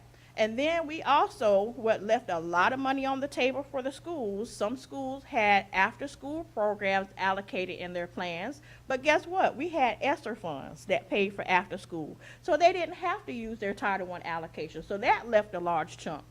Then we have the cost differentials, again, against actual estimates and estimates and then the actual expenditures. So that left some money on the table as well. And then when you talk about travel, when it comes to professional development opportunities, we have to do an estimate with that as well. And so when you don't use everything, especially with the fluctuation of flight costs, mileage, hotel, food, etc., things like that, you have that money left on the table. And then when it comes to consulting contracts, we had some schools that had consultants built in, but the consultants ended up not being available. Or there was a decreased amount of sessions that they allocated for. They might have allocated for 10 sessions, but only had 7. So therefore, that's money that was left over for those unused sessions and things of that nature. So a lot of factors figured into this excess amount of money being left on the table that attributed to us having the money left over that the schools could consider to use as the stipend option. Ms. Scott, you go to the next slide. So right here, where do we go from here? How do we prevent from having so much money and make better decisions so we won't have so much money left on the table? So this is where we are. So currently, for the 22-23 school year, we have $1,122,522.70 left to spend. And we have until September 30th, 2024 to spend this. But I want to say kudos to my team and the support that they gave the principals. Right now, we are only $17,933.74 away from meeting our 15% goal from this past school year. So we have worked really, really hard to make sure that we don't have as much excess funds on the table. And how did we do that as a federal programs team? We actually are doing monthly meetings with the principals, and we actually started that shortly after I came on board to make sure that we're doing budget reviews and making sure that they are keeping up with their expenditures. We also are now allowing regular amendments to take place as needed, where before amendments were only like a once a year type thing. So we're letting them amend throughout the school year to put the money in places that they need to put them in, and to make sure those monies are being more cost effective and making sure that they're serving what they need to serve. We have district-wide procedures and protocols in place, not just school-based. And we also had what we called a Title I boot camp this past spring when they were writing their Title I plans, where we put non-negotiables and limits on certain categories, so it won't be so much of excess funds like in field trips or professional development and stipends that they might have given for other reasons. Also, we are letting them amend their unspent salaries and benefits in December. So say if you have an interventionist written into your Title I plan and you don't have somebody that you hired, in December, we're going to place that money in other areas instead of letting it sit there and then being in the situation that we were in this past school year. And so, and with that, we're also amending the plans with more accurate salaries and benefits earlier in the school year, because really when we put salaries in Title I plans, they're estimates, because again, we don't know who we're going to hire. And so now we're working very closely with human resources to look at the experience in the years and a more close estimate of how those salaries and benefits need to be calculated. And then those unfilled positions, we're going to be taking out of the plan at the time of the final allocations. And so to kind of tell you where we are with the final allocation piece, for Title I, we get what we call a preliminary allocation. And that's based on what the state thinks we're going to get. It's very close to the final allocation. It's not a big variance when we do get the final allocations, but there has to be amendments when the final allocations come in, which are not until November. And so, but right now, the 2023-24 Title I plans, which we don't have the money for yet, it's just we just have an allocation. When we get that final allocations, then we can take out those unfilled positions if we don't have them by the time we get it. So that's a piece we have. And then again, that consistent follow-up with the principals by the federal programs team to make sure that we're spending the money wisely and efficiently and benefiting our schools' instructional initiatives. And that is the information as far as where we were with the stipends and how those came about. So as you see, it wasn't just out there as far as saying, okay, let's just give stipends just to be giving them. There is, some procedures and protocols that helped us make those decisions as far as the State Department consulting with us, giving us approval and things of that nature. And I'll just add, due to COVID, when it first occurred, we expected that 2 weeks and we'd be back. So the State Department was telling us everything would be fine. Leave your Title I plans as they are, and of course, a month went by, then another, and they're like, we're going to leave it open, we're going to roll it a year for you. So at one point, these schools had 4 different years of Title I money rolling, so we were trying to use the oldest funds first also, and you kept going. Well, certainly next year, our student activities were going to be back up and running. Certainly, we're going to be able to hire these positions, so we want to keep these positions. We need them.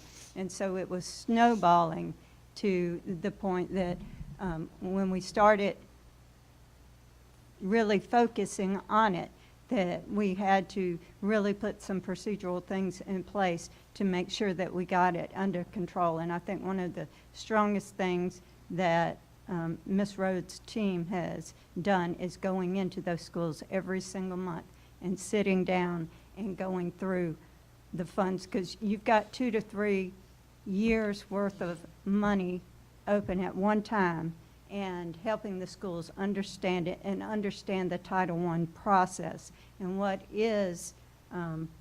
can be funded versus what cannot be funded has been very helpful to the schools in the process, and making sure that we are using the data and the needs assessment to do what is needed for the students to drive the whole project for the schools. But almost all of our money is pushed down into our school plans. Correct. Thank you, Dr. McLeod and Mrs. Rhodes, for a very good report, very good report. Now, are you prepared to receive some questions Yes, sir. from the board? Okay? Mr. Chair, I have some questions. Yes, sir. We'll start with you, okay? Couple of things. First, I'm a success story of Title I. I had a learning disability, still haven't figured out how to calm myself down. The schools have taken me to BOCES for speech impediment. I was one of the poor kids. I literally had bugs in my bed and all that type of stuff. I have a big problem with this. So, did we pay $500,000 to give to the teachers? Actually, to be exact, $521,044.96 to those stipends. Correct. Did we get that approved on June 15th? From the State Department, correct. If that's the information that was given to you, that's the date. Yes, Correct. sir. So it took all that long, I get it. I see you figured out there's problems. But my problem is, when the time got down to it, and I have nothing against teachers, and this board has given stipends to teachers. But that, in accordance with South Carolina Department of Education, Title I, the purpose of Title I is to help local educational agencies to improve teaching and learning in high poverty schools. It's for the poor kids. True. I was one of those poor kids. To help children failing, I was one of those. Or most at risk of failing to meet challenging state academic standards. Correct. So what our best thing we did with $500,000, and I got a list of stuff that we could have done. We could have even given clothes to the kids to get to school. It's part of it. I got 300 it gets into the details. We could have, one thing, mandatory after-school tutoring, mandatory Saturday school, mental health. We have problems. Manchester is one of them, which Manchester ran out of funds because they used their funds what they were supposed to do. We came up to go ahead and decide to give the money to the teachers. Nothing against the teachers. They just got it in their bank account. And we went ahead and gave them. We took money from the poor kids and gave it to the teachers. So I do have a problem. What you figured out that needs to be fixed. I like to know, when did we find out? When did that happen that we weren't spending our money appropriately yet, or manage the money, I should say? When did we figure that out? So really, we really didn't take money from the students, because the principals who chose to do the option of the stipend, they still had the things in their plans that they allocated for it. Nothing was taken away from anything that they needed to serve the students.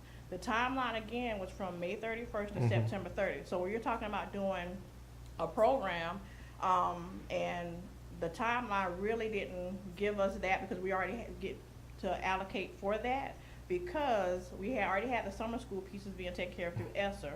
And so we only really had the summer and maybe a portion of the portion of the school year to really, like I said, the September 3rd, 2023.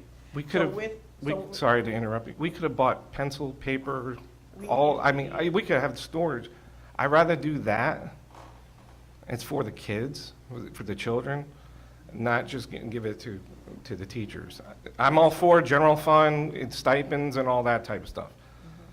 But when we're moving this money, and the best thing that we can do is go ahead and give bonuses, we're taking it away from the kids.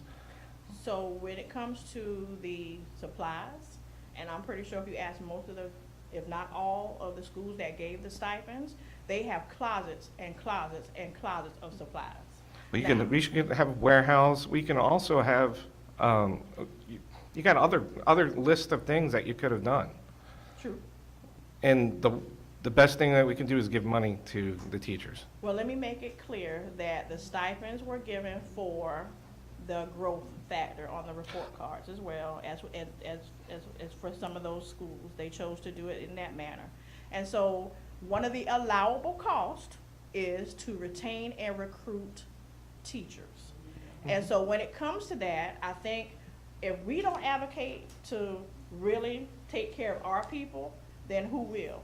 And so when it comes to that, when we talked to the principals, that was something they jumped on because they wanted their teachers to feel appreciated. Even though I know we're giving the stipend from the district level, but that was for retention. When you're in a Title I school, and just like you stated, and you're working with the high poverty students, there are another set of whole challenges that people don't even realize they're dealing with. And so when you have growth, academic growth, that's reflected on a report card, I think the teachers definitely, if there's an option that we can give to them to reward them for growth, why not look at that as an option? I totally get it. I was a principal in nothing but Title I schools and priority schools. I get it. I totally agree with everything you just stated. But when we're about to give over $1 million back to the state, why not reward teachers for their hard work and the merit base? I mean, I know you have your opinion as far as that piece, but I think because of the manner of that we have those excess funds sitting on the table and the timeline we were dealing with, I think that was one of the best options to give the stipend to the teachers for their hard work of working in Title I schools. Well, wouldn't it incentivize not spending the money? Say it again? Would it incentivize not spending the money if they know they're going to get a stipend at the end of the year?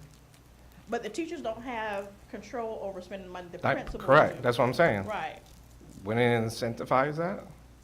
If I don't spend all my money, I'm gonna get a stipend No, at the end because of the now we have the support where we're looking at those budget That's reviews my with the, point. with the federal, but they didn't Right. have that before. With the funds came from a fiscal year that I wasn't sitting in this chair giving the support that they had, that they're now currently Okay, getting. that's how you're, but who made those before you? The person who held my position Yeah. before me. And then we went, how many months, Dr. McLeod, without a federal programs director? 6 months. Okay. And Okay. then before that, the So person there- passed yeah, so away, there are a and it lot was of 6 more factors that months. play Okay. into this. Because I'm looking at the list of schools that we gave the stipends to. Majority of them are on the school improvement designation, aren't they? And they haven't gotten off the list. So we gave stipends to teachers that were already still on this list. The school report card says otherwise, though. It doesn't look good. Mr. Chair, if I may, I think I can help clarify this, perhaps just saying it in a different way, because I think I understand you to say that although it may be a school that is still on the list, the stipends were actually given to teachers whose students showed improvement. It was actually This at was school like as a a whole. merit-based It was, yes, ma'am. stipend Yes, ma'am. for the teachers whose children showed improvement, meaning that those teachers had helped those kids. I'm going to differ with you a little bit on this one because I think I understand, and I also think a lot of this was left over because we had ESSER Yes, funds. very much so. And so that would not necessarily be a normal thing, and we all know that next year ESSER is Gone. ta-ta. Yes, ma'am. So the leftover may be different next year, and it looks like you have put a plan in place. I have. With your amendments and reviewing every month with the principals. Now, one question I did have, and it kind of, I'm sorry I interrupted, but did that clarify that a little bit for you? At least we A were little bit, but- rewarding teachers who actually had good results. A little bit, but when was the other teachers in the district aware of that, where they have a chance to do that? What do you mean? Like, they knew ahead of time that there was gonna be stipends? There was no way to give them ahead of time because we didn't know we were gonna have that amount of money left over. So it wasn't ahead of a time, as far as after May 31st was the time that we found out we had these excess funds that we had to make sure that we took care of in a manner that was gonna reflect the use of the funds that was allowable. So May 31st is when we closed the books.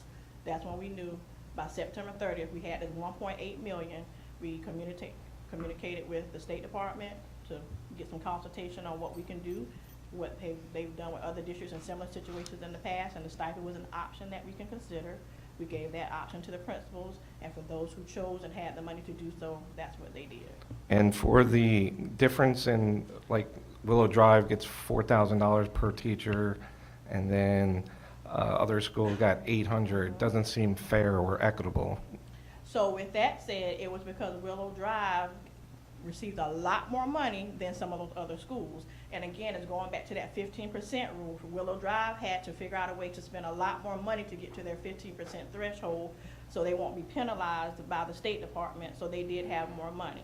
Now with that said, Willow Drive, you know, because of that big amount sitting on the table, she had a lot more options as far as the amount of money. Now, I will say this, when we offer stipends in the future, because it is an allowable cost, so it is something that we are still gonna let principals look at as an option if necessary, and everything is taken care of with the students, then we are gonna have a cap on it. Now, because we are doing the things that we have in place, it shouldn't be a big amount that would even allow a $4,000 stipend to be given in the future, but we will have that more tightly done as far as so it could be more fair and equity. Because I do agree with those varying amounts we had, but because of that 15% and jeopardizing it, that's why there was such a great variance in the amounts of stipends that were given this time. But going forward, we will have some limitations and non-negotiables when it comes to the amount of stipends. And Ms. Rhodes, excuse me, Mr. Chair, the way I understand it, each school has a certain allocation based on what they projected their needs would be. Yes, ma'am. For Title I funds. It's per pupil. Per pupil? Yeah. Yes.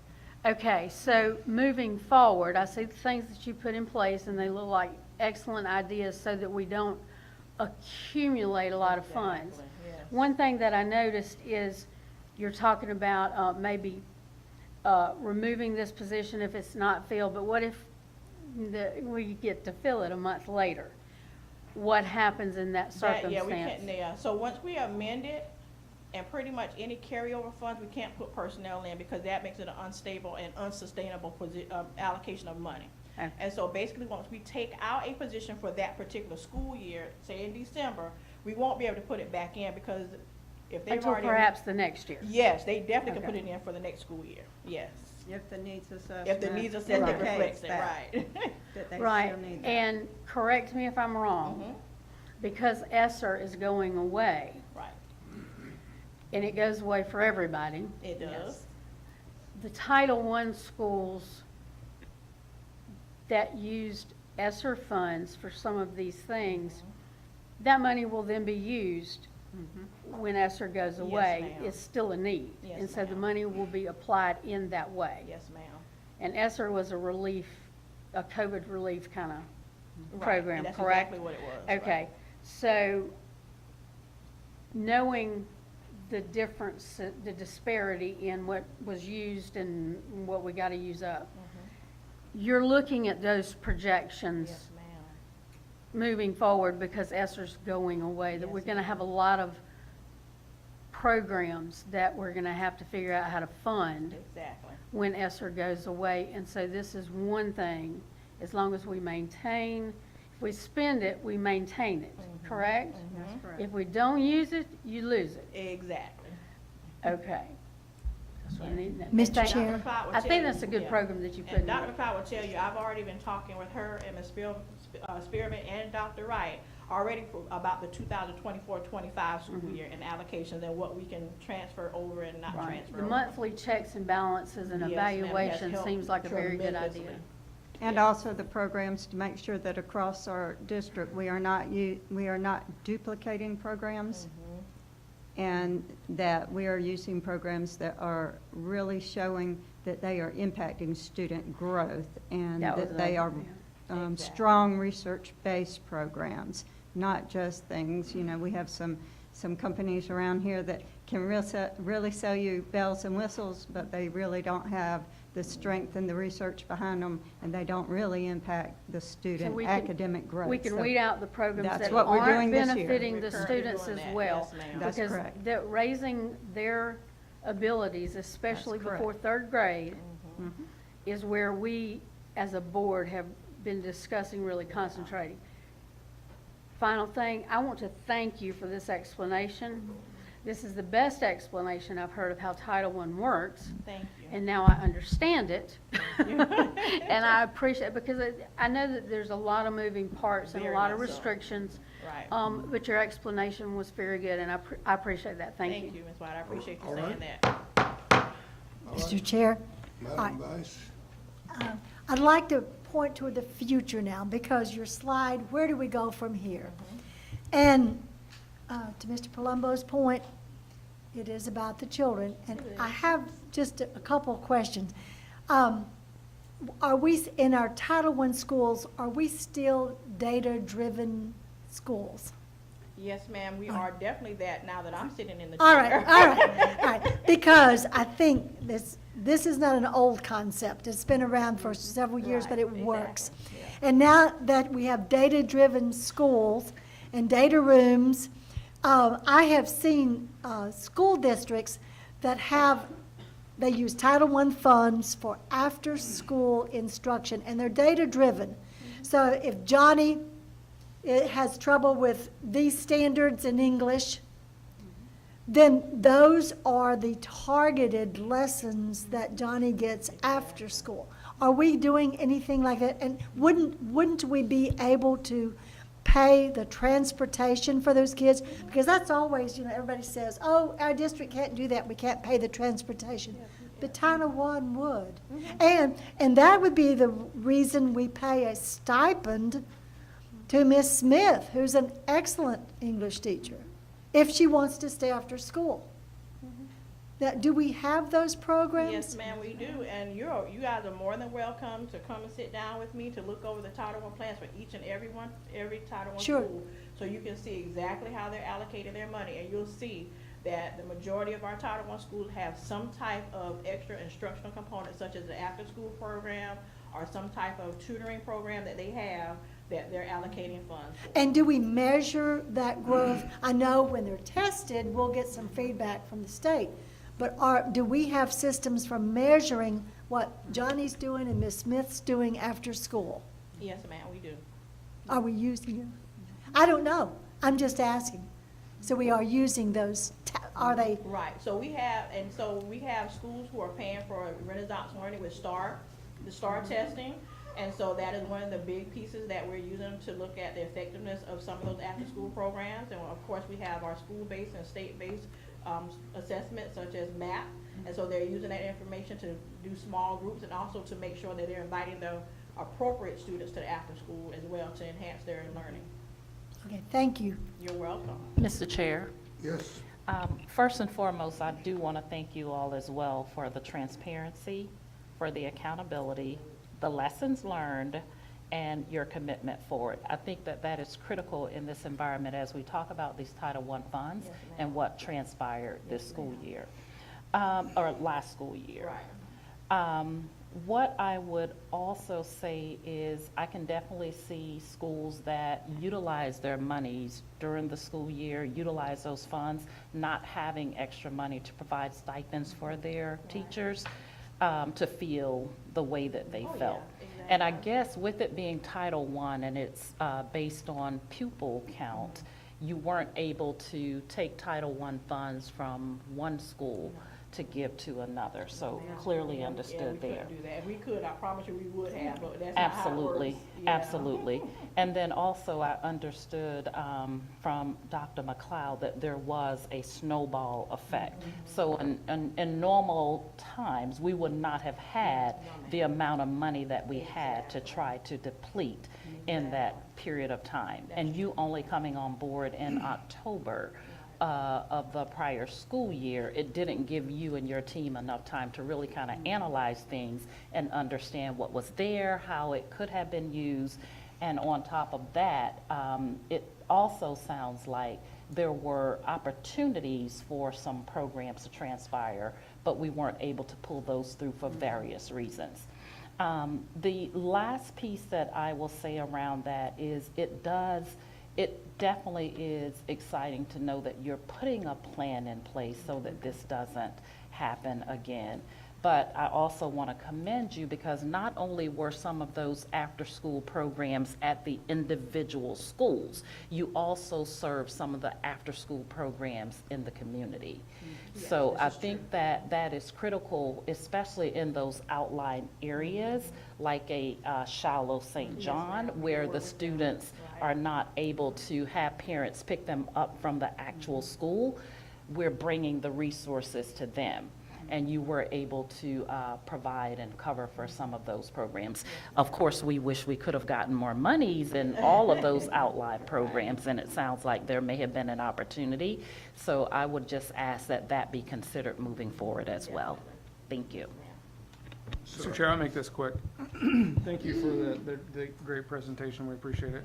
And also, I'd like to commend you on this work. I mean, 6 months, 8 months is not a lot of time to become an expert in anything, clearly, at least the uniqueness of our district. And so, but I do have questions. I think I agree with probably everything everyone said here, with some variations. But I want to make sure that we're fair. Right now, if you zoom out and look at our district, we have, and I don't have the numbers in front of me, but we have teachers who are paid more just for the sake of being assigned to a particular school in a particular position, right? And so we, aside from them likely being phenomenal educators, we also have phenomenal educators in other places, not eligible for this. So my question is, and I thought I heard it several times, just for clarification, my question is, did all Title I staff within the individual schools that principals determined to use, or that opted to use it, were all their staff given the stipend, or was it just a select? Only teachers who taught the core, who had a direct impact Okay. on the core area. So really, to be honest with you, only the related arts teachers in the certified component did not receive. Okay, so, but there wasn't a picking and choosing? Oh, no, sir. Okay, No. that's kind of what I'm getting at is, and at what level determines who can, is at the principal level? So what I kept hearing about the principal? Yeah, the principal had the principal can given the determine option. what teacher gets what? No, or if they get it or in not?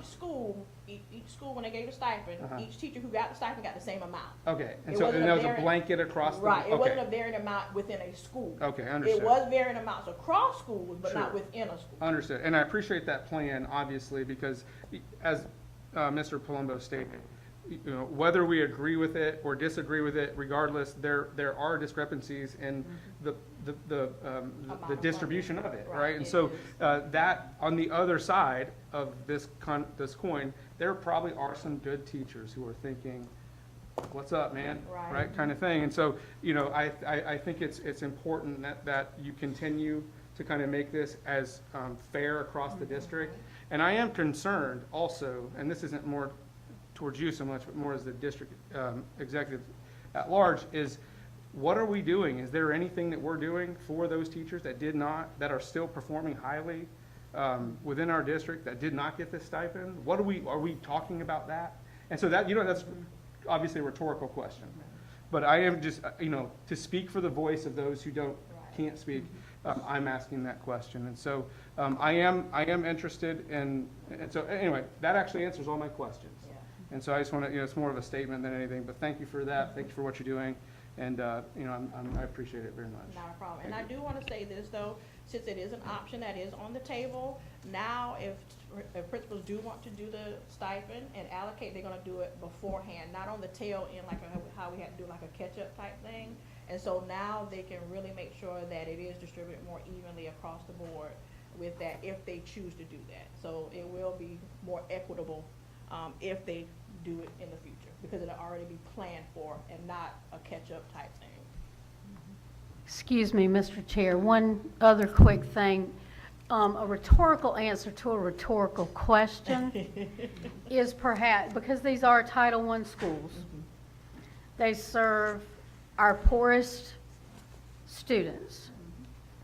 And so I am thinking, rhetorically perhaps, that would incentivize a teacher to want to work and perform well and serve his or her students better.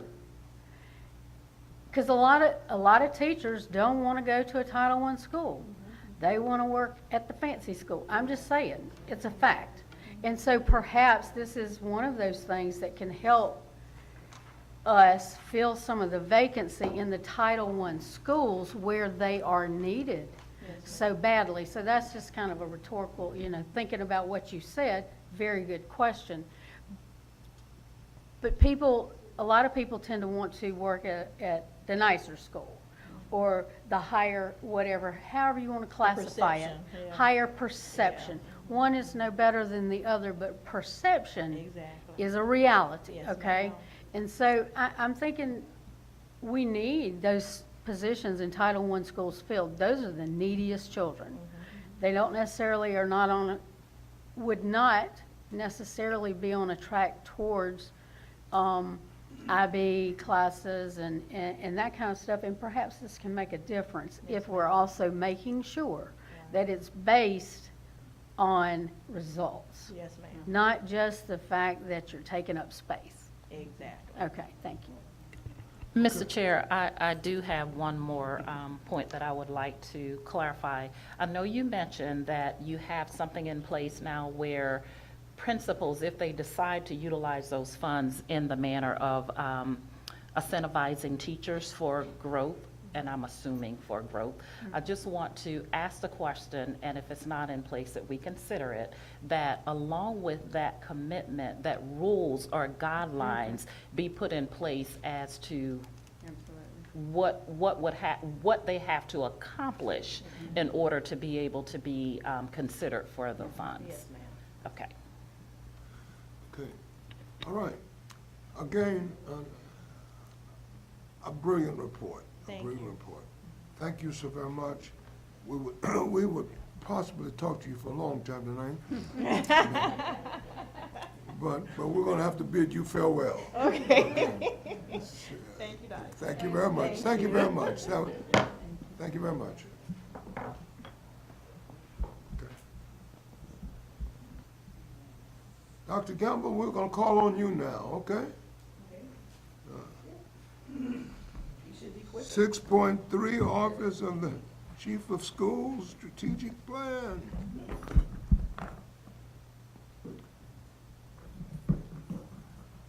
Class size waiver request. Yes. Good evening, Chair Canty, Chairwoman Ms. Disney, to our Board of Trustees, and to Dr. Wright. We are here, Dr. Kumis and Dr. McLeod and myself are here to request a class size waiver from the state. We cannot do this without your permission. And the reason that we're asking for this is because right now, as you know, we have a severe teacher shortage.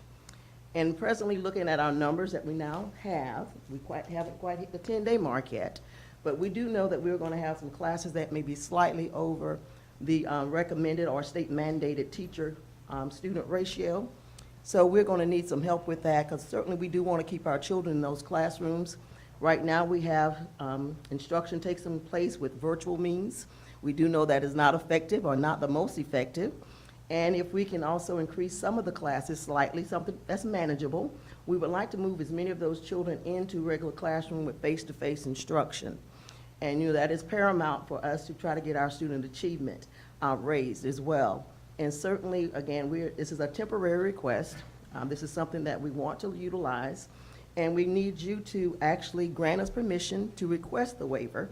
Our strategic plan has already been submitted to the state. However, like again, you cannot submit a waiver without having the plan approved first from the state, which we've already done. That was done for the 22 to 27 school years. It's a 5-year cycle. And we need to add a waiver. We already have one waiver in place that allows teachers to teach during their planning periods for compensation. So that's one waiver that's already in the plan. We're asking to add a second waiver, again, that would allow us to increase the size of some classrooms. Again, if we are going to make sure that we are cognizant of the needs of the teachers, not to overburden them as well. And Dr. McLeod and Dr. Kumis, you may want to add some additional information regarding the waiver. The waiver that we have in place right now is a 1,500-minute waiver, and it addresses the high schools. So the high school teachers are allowed to teach during their planning periods in our vacant positions, and we compensate them for that. This waiver will also allow that to be pushed down to the middle and the elementary schools. So if we have a vacant position, we can put a classroom teacher in there if they're willing to go. They're willing to do that during their planning periods and actually teach, and we can compensate them in those vacant positions. So the one that we have in place now addresses the high school, but not the middle and the elementary. This will allow us to do that as well. Mr. Chair, if I may, that does not conflict with the new law that was passed regarding unencumbered time? No, ma'am, not as long as the waiver is approved. It Okay. will not. What's the current maximum class size? It varies from the What's, different levels. what is the, are we allowed to have? And where are we wanting to take it? Yes, ma'am. Is the In the elementary schools, we're trying to keep those classes at the 20, 21, around those areas. You can have an average of 21 across the lower grades, and then up to 30 and 35. The middle schools are 30 and 35. The high schools are in the same area, the 35. And then, of course, with the high schools in the PE positions and some of those other ones that can actually be a little bit larger than those. And you're allowed in the middle schools up to, I think it was 150 kids per day. And then when in the high school, it goes up a little bit larger than that. So again, the waiver that we have for the high school is pretty much covering what we need to do for those high school folks. This would help us in those middle school areas where we need some folks in those classrooms. Mr. Chair, Hold on a second. Okay, Hold all on right. a second. Ms. Let's finish the presentation and then do the questions, okay? Dr. McLeod, you were about to make a report. Well, actually, Comment. we're fairly close. But from what we've seen with the data this past year, having the actual certified teacher face-to-face with one or two extra students versus having the virtual student, the data speaks volumes. It's a much better situation to have one or two more students versus the virtual options that we've tried. Our students do much better with the face-to-face. Okay? Thank you. Yes, and if permission is granted, that's when we will draft the actual waiver, and then you will see what we would submit to the state for their approval. All right? Mr. Chair. Okay, hold on just a minute. I thought they were done. have you had any conversation with teachers regarding this option? I mean, is this going to be like hitting them in the back of the head, or do you already know that this is probably going to be well received, or what is your guess regarding if, from the teacher's point of view? It's going to provide some opportunities for some of our teachers. When we did it at the high school level, there was a little bit of resistance at first. But when they found out they could give up their planning period and actually get compensated, because we're paying them their hourly wage, whatever their hourly wage is, for them to go into that classroom during that time. And a high school principal approached me the other day when I was visiting the school. She needs another CAPE class in her school, and we're looking at trying to get her another one. And then I asked her, I said, well, where are we going to get the person to put in this CAPE class as well? She said, my teachers have already said that they want to do this. They are willing to give their planning period up to go in and help do that. So they're getting the extra pay to go in there and do that. And some of them are absolutely willing to do this. Some of the other smaller classes, as Dr. McLeod was referring to, where you have a class that may have 30 kids in it, and then you have one or two students that come in, now you're 2 students over. We would have to add a whole nother teacher to bring that what we're mandated by the state to bring down and add for 2 students. Whereas two more students in the classroom, sometimes it can be challenging and sometimes it's not. But to add another teacher for 2 students, it would be somewhat detrimental to the district as well. And then putting them on virtual is not working. Okay. Mr. Chair, I have just a few very quick questions. Just a minute, sir. Okay. Mr. Palumbo? Devil's advocate, what happens if we don't do it?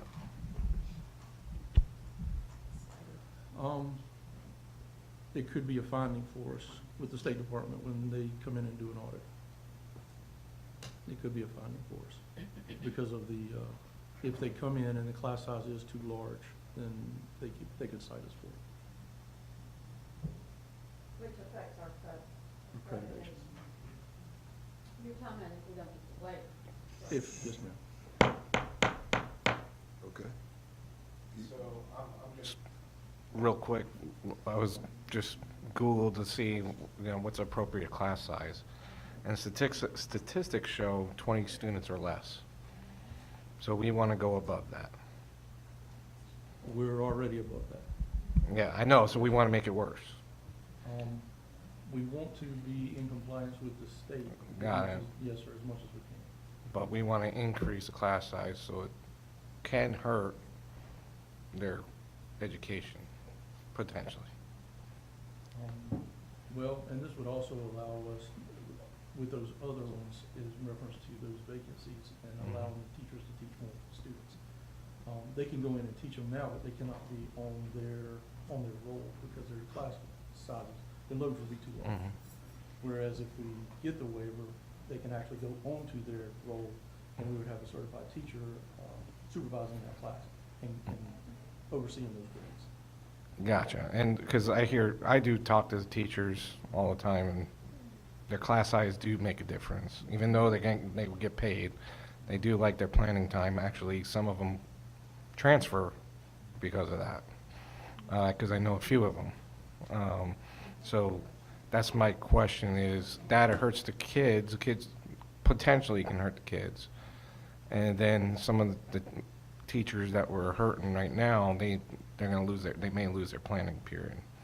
Even though they're getting paid, but they may lose their planning period.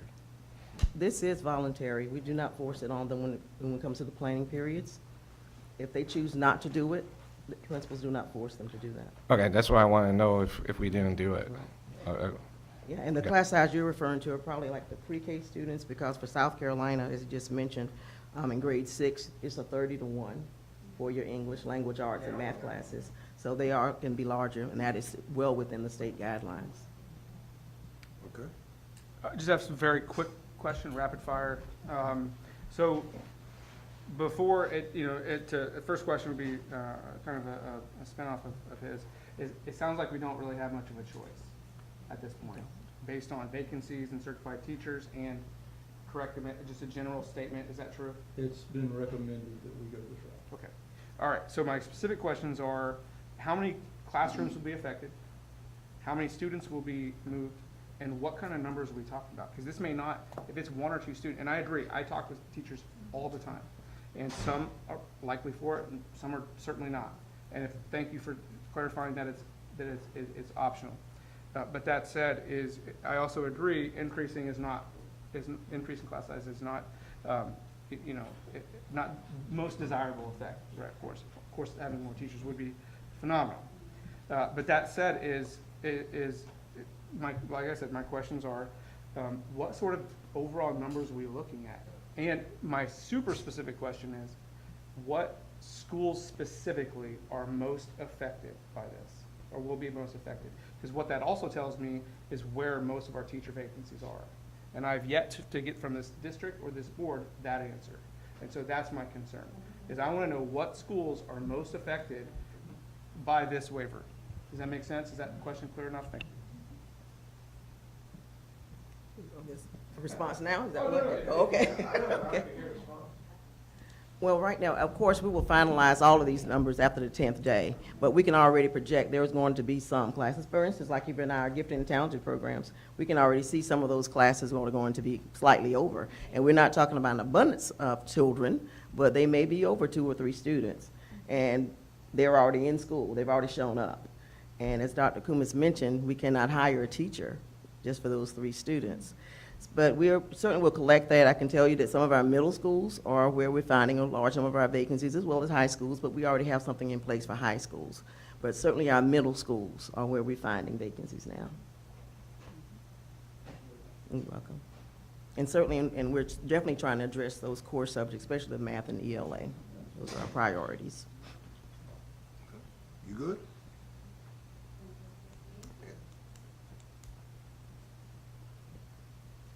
Mr. McLeod has joined us for the record.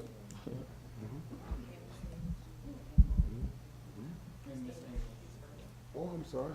Okay. And I understand Ms. English has joined us on a virtual platform as well. Thank you. Okay. Any other questions?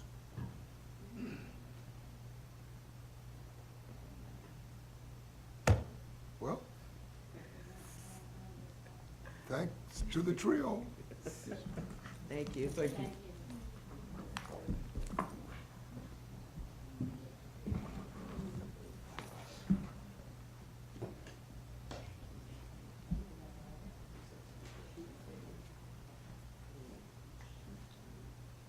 Okay.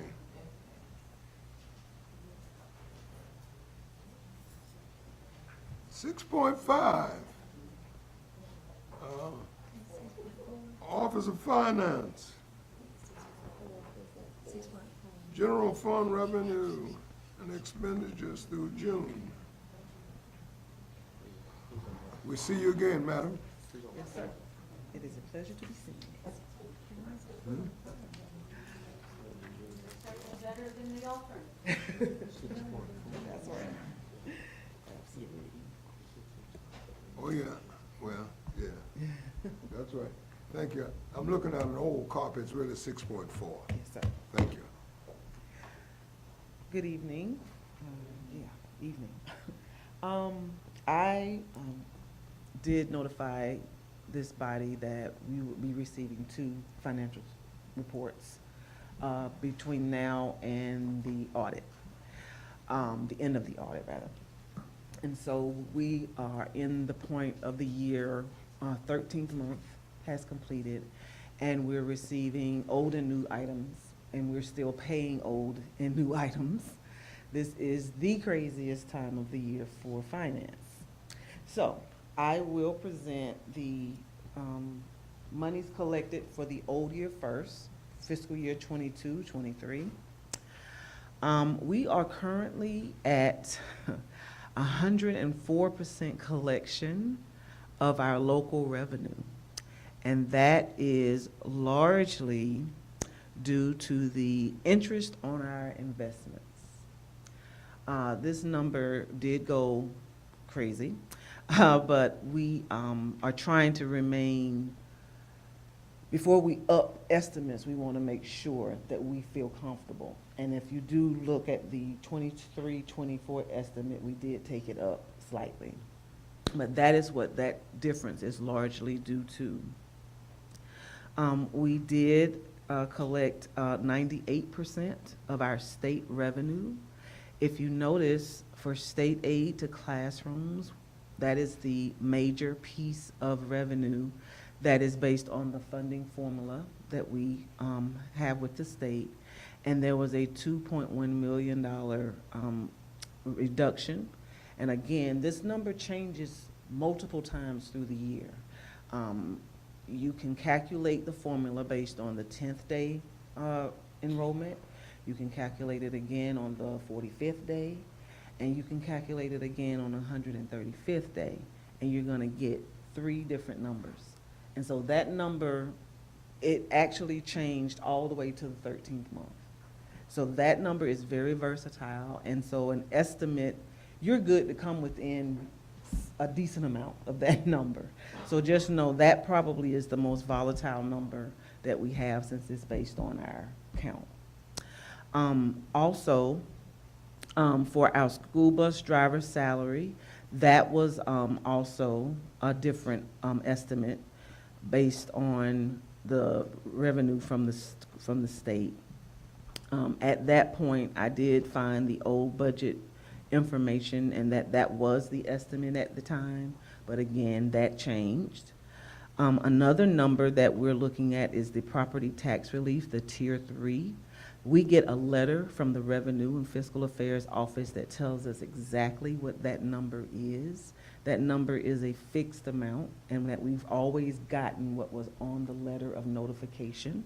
So as you see, we're still expecting monies from that line, but that is a fixed amount. Ironically, the manufacturer's depreciation reimbursement was not expected to collect at $2.2 million. It has been $875 for years. That changed, again, based on information from the Department of Revenue and from the county. Also, other state revenue, other state property tax has also been a fixed amount of $75,000. Again, we got twice that much for actual revenue collected.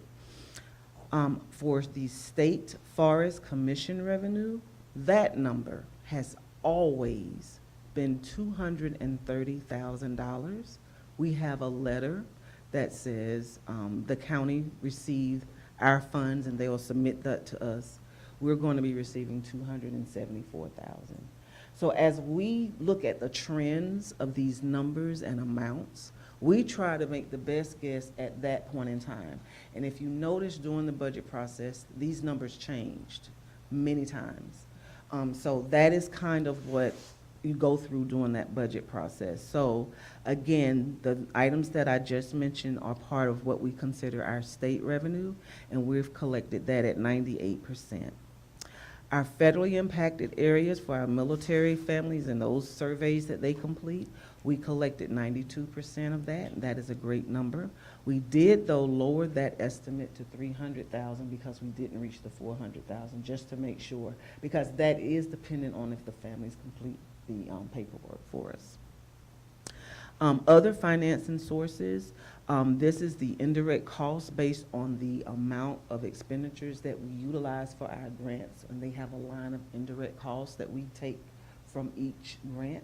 So depending on the amount of expenditures that we have, we can take a certain percentage of that.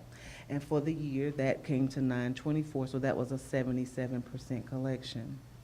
To total, our total revenue that we've collected for the fiscal year 23 year, we are at a 99% collection, and we actually collected $146,296,684 of our $146,673,871 budget.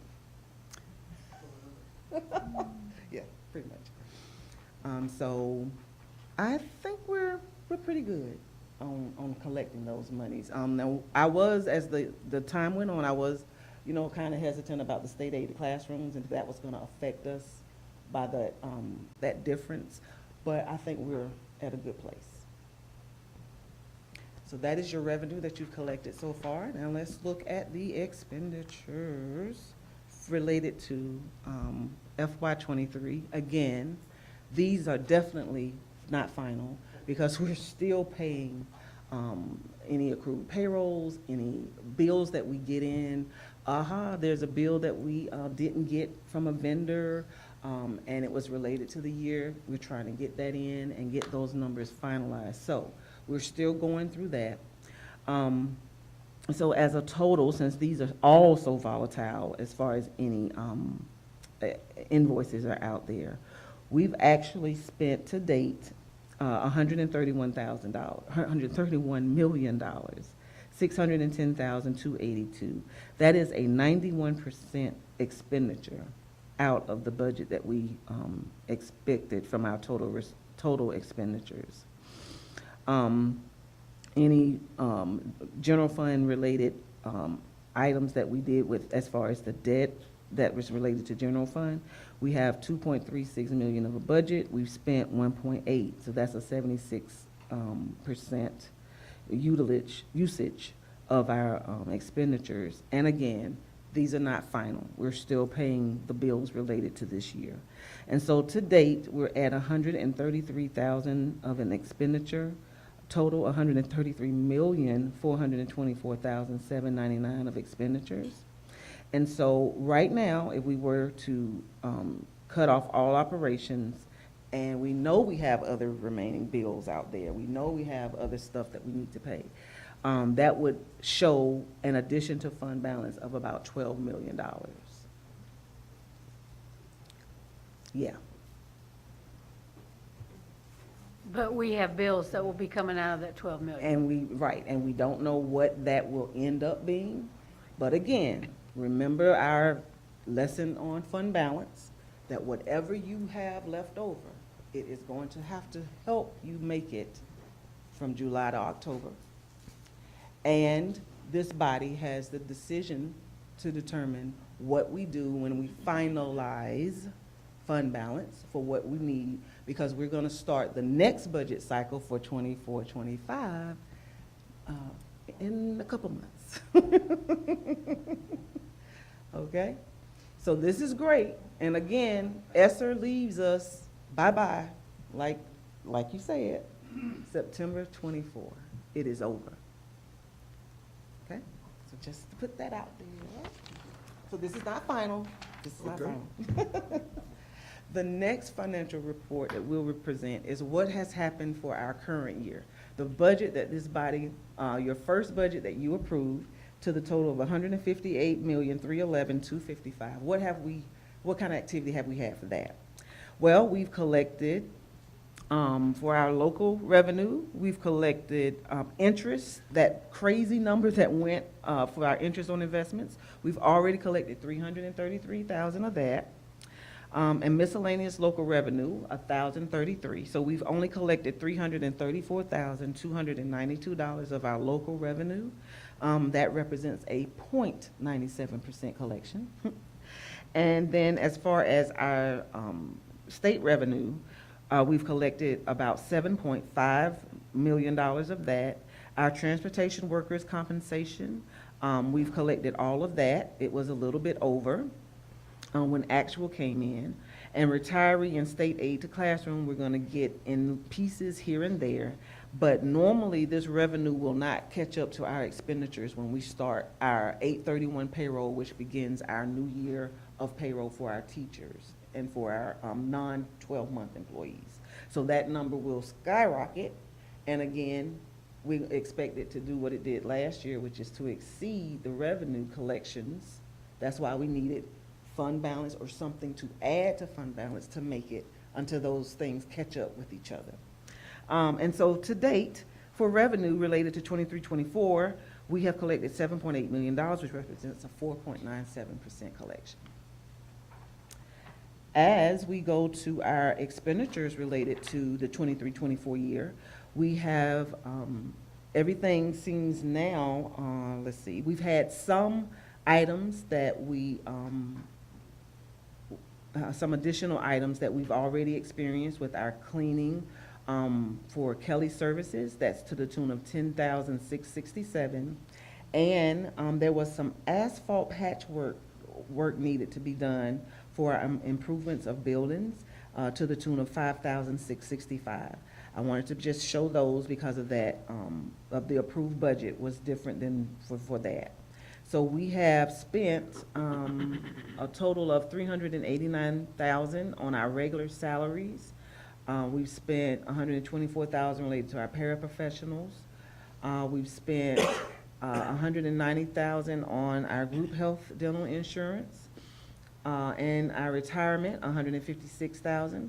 And again, these numbers will go up once we are done paying the 12-month payments out to our teachers and we start the new first check of 8/31 will be the first check for the new year.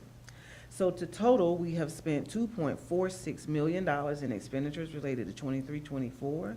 We have started to pay on our our transfers and debt of 280,000 related to general fund. So that represents a 2.746, $2,746,790 expenditure for the new year, which represents a 1.74% expense. And that is where we are for 23-24.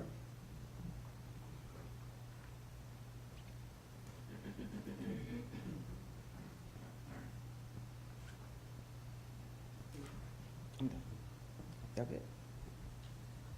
Mr. Chair, I just have a couple questions. Thank you for that. Appreciate it. Are you finished, Mr. Bellman? Yes, sir, I am. Okay. So, Question? yeah, I'll make it very quick. So it looks like, and it's really that fund balance total, and you know, the presentation and learning what that truly means. It's going to fluctuate. Totally get it. And I know that we're 2 weeks into our first couple weeks of school and things. The expenditures are probably quite large, or not. I'm not quite sure. That said, I see a fund balance of $56.6 million, correct? Mm-hmm. I know that's for this month only. Is that accurate? Or No. when we project this fund balance, Right. We take the long-term- one that's off remember the 41,641, Correct. that magic number? Mhm. What they're doing is they're showing how we're adding or whether we're gonna be subtracting from the Okay. fund balance. So- So I just put the add that to all right. the 41. So I guess my question is, should we see this month over month, that fund balance fall, or maintain, or rise? What is our You will projection? see it decrease when 23-24 is really running and going, Okay, and- because the expenditures Sure. will be more than the revenue. And what's a ballpark based off your experience, we should start seeing those numbers kind of settle down? May or June. May, June, no When we kidding. get our, Okay. our revenue in. Okay, all right, And so it catches up. it's kind of just keep your thumb on the pulse until then? Yes. And, okay, all right. Yes. Well, that's all I have, thank you very much. Okay. Any other questions? for Yes, Mr. sir. Bellman? Mr. Chair, Ms. Spearman, can you explain line item 130 on the expenditure side for overtime salaries, please? 130, which year? Oh, for our old year, the old year, right? I guess, yeah. The one you just 1.4 went versus over. the 3.3 million? I'm sorry. No, ma'am. Let me see if I can pull it back up. The one you just went over, it should be line item 130. It's on the screen up there. $10,080. Yeah. Oh, the terminal leave. No, that's overtime. Yeah, overtime salaries, salaries. Yes, that happens a lot in our maintenance area on the overtime that they need to do for different events. A school may have something after school or whatnot, and they get an overtime, and we have an approval process for overtime. Thank you.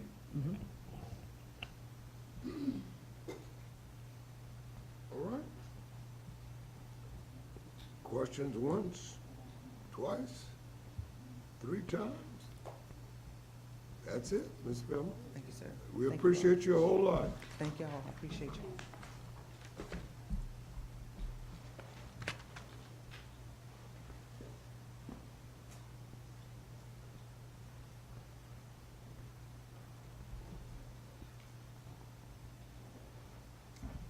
Okay,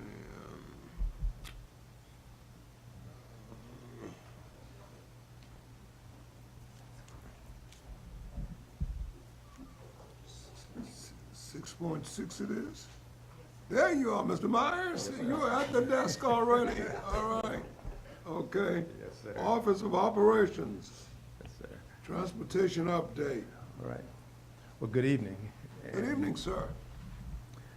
And just wanted to let you know I received your questions that you shared with me, and I provided responses to those, and I asked Ms. Scott to share those with you, and I will receive any questions that you may have from any of those questions or anything that you may have at this time. Mr. Chair, Yes, sir. I stand to be corrected, but when were we allowed to submit questions on behalf of transportation? It said, and I'm only asking because it says Board of Trustee questions. I'm not sure when we were allowed to do that. Submit questions. I don't know that we submitted questions. Can I, Mr. Chair, can I answer that? Yeah. So these were my questions specifically. You asked your Yeah. question. Well, it says Board of Trustees. Yeah, I it was my questions unsure only, about just. what we were doing. Okay. I apologize. I mean, these are just questions I asked, so just so that he could have the answers to present to the board while All right, we. as chairman of the committee, you ready to ask Yes, a sir. question? Well, thank you very much. All right. Do Is that you an- want to share the questions? Sure. with us? Is that inappropriate to do? I wouldn't say it's inappropriate, but at this time, I'm just reading the document and it says Board of Trustees. Oh, So yeah, I understood, wasn't yeah. sure whether I missed the email or No, what sir. to It submit was a transportation all question, me. but I wasn't sure. All me. Yeah.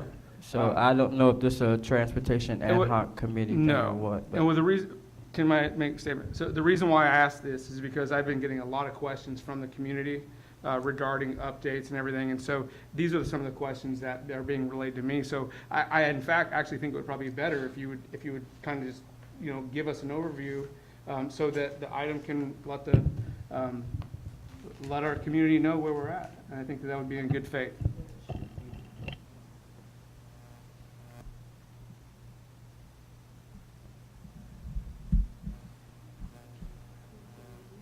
Okay. I'll just take them in the order that they were shared with me. One was, where are we with our driver vacancies, and are there any roadblocks in the way that the board can address to help remove them? We currently have 37 vacancies. We most recently conducted training for 5 new drivers. Some roadblocks that affect the initial application process are background checks, work hours, retirement, health issues, et cetera. With those things being said, those roadblocks are things that we have no control over, and they continue to surface at different times. But it is our intent to, proactively continue to recruit premier drivers to safely transport our students. A second question was, I know Traversa is new, and the last time we spoke, it wasn't fully implemented, but where are we with that process, and have we gotten the tablets installed yet? As with other school districts around the state, we are working with the state to assemble all of the pieces of this system in order to effectively roll it out. Tablets have not been installed. We, as well as other districts, other surrounding districts, are awaiting the delivery of these items. Special needs buses will receive those items first, and then they would move into regular ed buses. Another question was, just to confirm, Traversa is state-funded, and there is no out-of-pocket cost for the district. Traversa is a state-funded process, and there is no out-of-pocket cost for the district at this time. Another question, how many drivers are at retirement age, and are we looking at personnel loss and recruiting enough folks to fill those positions? As with all positions throughout Sumter School District, there are employees who may make plans to retire at various age levels or number of years completed. I cannot provide you with a specific number. Certainly, the loss of personnel will initiate additional recruiting efforts. And I must add to that, when we talk about retirement age, we have to use caution with that process itself, because we cannot indicate what one person might say is a retirement age, and we can't give a number. So I'm not certain as to what that question was intending to do, but we just have to use some caution with that. Well, I would be happy to clarify for you if you have that question. Just feel free to reach out to me, or we can do it right here if you'd like. Your choice, sir. My question is, Mr. Chair, if you don't mind, my question is intended to, we have a major transportation problem we have for years that likely has not gotten the scrutiny that it has over the years. The community is well aware of this. If we're only trying to patch the the holes in the boat now, all we're doing is keeping this ship from sinking. We need to be looking proactively at how we can, do we know who is, simple questions and surveys could answer this question. And so I am very interested in learning this, and if we don't, as a district, know the answer, we should probably find out. Does that clarify, sir? I will just indicate that I will continue to use caution in regards to that, and if there is another way that we need to have that discussion, I think that would probably be best. But I'm very cautious about talking about whose time is it to retire and anything like that. So I think we can have that discussion at another time. Another question was, do we have radios on the buses that work, or are our drivers still using their phones? You know, the process for ordering radios for all drivers is underway. The radios have been ordered, and the ETA we're trying to establish an ETA for when those radios will arrive. Another question. I know it's very new this year, so I absolutely do not expect perfection. However, steady growth and the improvement in on-time rates is key. How are we doing with that from preliminary standpoint? As stated, it is too soon to respond to the 23-24 school year at this point. We will have an arrival departure report this week. We're trying to ensure that our drivers that are switching routes day in and day out, that they will have that time to come up with those accurate numbers. So we will have that coming out this week. Another question was, what feedback have you gotten from our drivers regarding the pay increase? I truly appreciate the district for doing this. Feedback has been very positive, and drivers are excited to have been recognized for the work that they do. They feel that this gesture is a step that was needed. Additionally, drivers have also mentioned that they are telling others about the starting pay to encourage others to join our team. Another question. I've been following the Sumter School District app, which is a great tool, by the way, and it alerts, and the alerts of late buses. Does Traversa have a function to do that by way of giving specific updates to specific parents as to the status of late buses? If so, are we using it? If not, is there a better platform or software we could look at? Excuse me. The reason I ask is that parents will extend much more grace to us if we keep them aware of their child's bus and its status. Traversa is a GPS routing software for buses. However, the Ride 360 app is the tool that alerts parents of bus arrival times. Additionally, the transportation team is currently partnering with other districts to gain more insight on the Ride 360 app. Meanwhile, schools are encouraged to use robocalls to alert parents of buses that are late.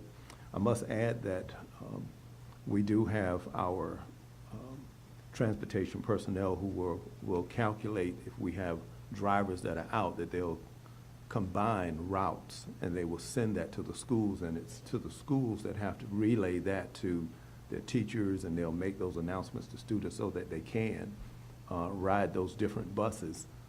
The GPS system is one that we're trying to get with the state to work out some of the bugs. There are some districts, just like Sumter School District, that hadn't rolled it out the way we would like to, but it's a very extensive process, and we're talking to some of the other districts to see what some of their headaches are and see what we can do to get on that boat to at least get that main piece started with that process. So it's an ongoing thing, and we will continue to keep you posted on how we're doing that. Another question was, is there anything that the board or transportation committee could do to help you or your team in getting some of your plans implemented in policy reviews? The board and the transportation committee may continue to support the efforts to search for potential drivers. We will continue to review policies and share with the policy committee any potential changes that may need to be addressed.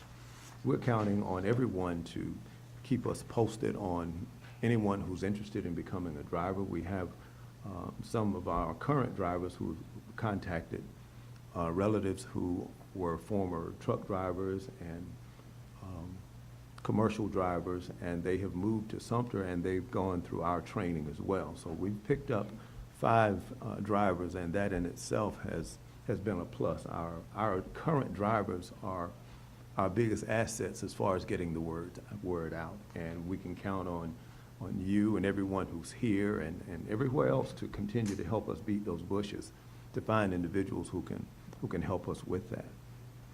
There was another question, another piece of that said, what is the number of bus referrals for SASE students before permanent removal from the bus?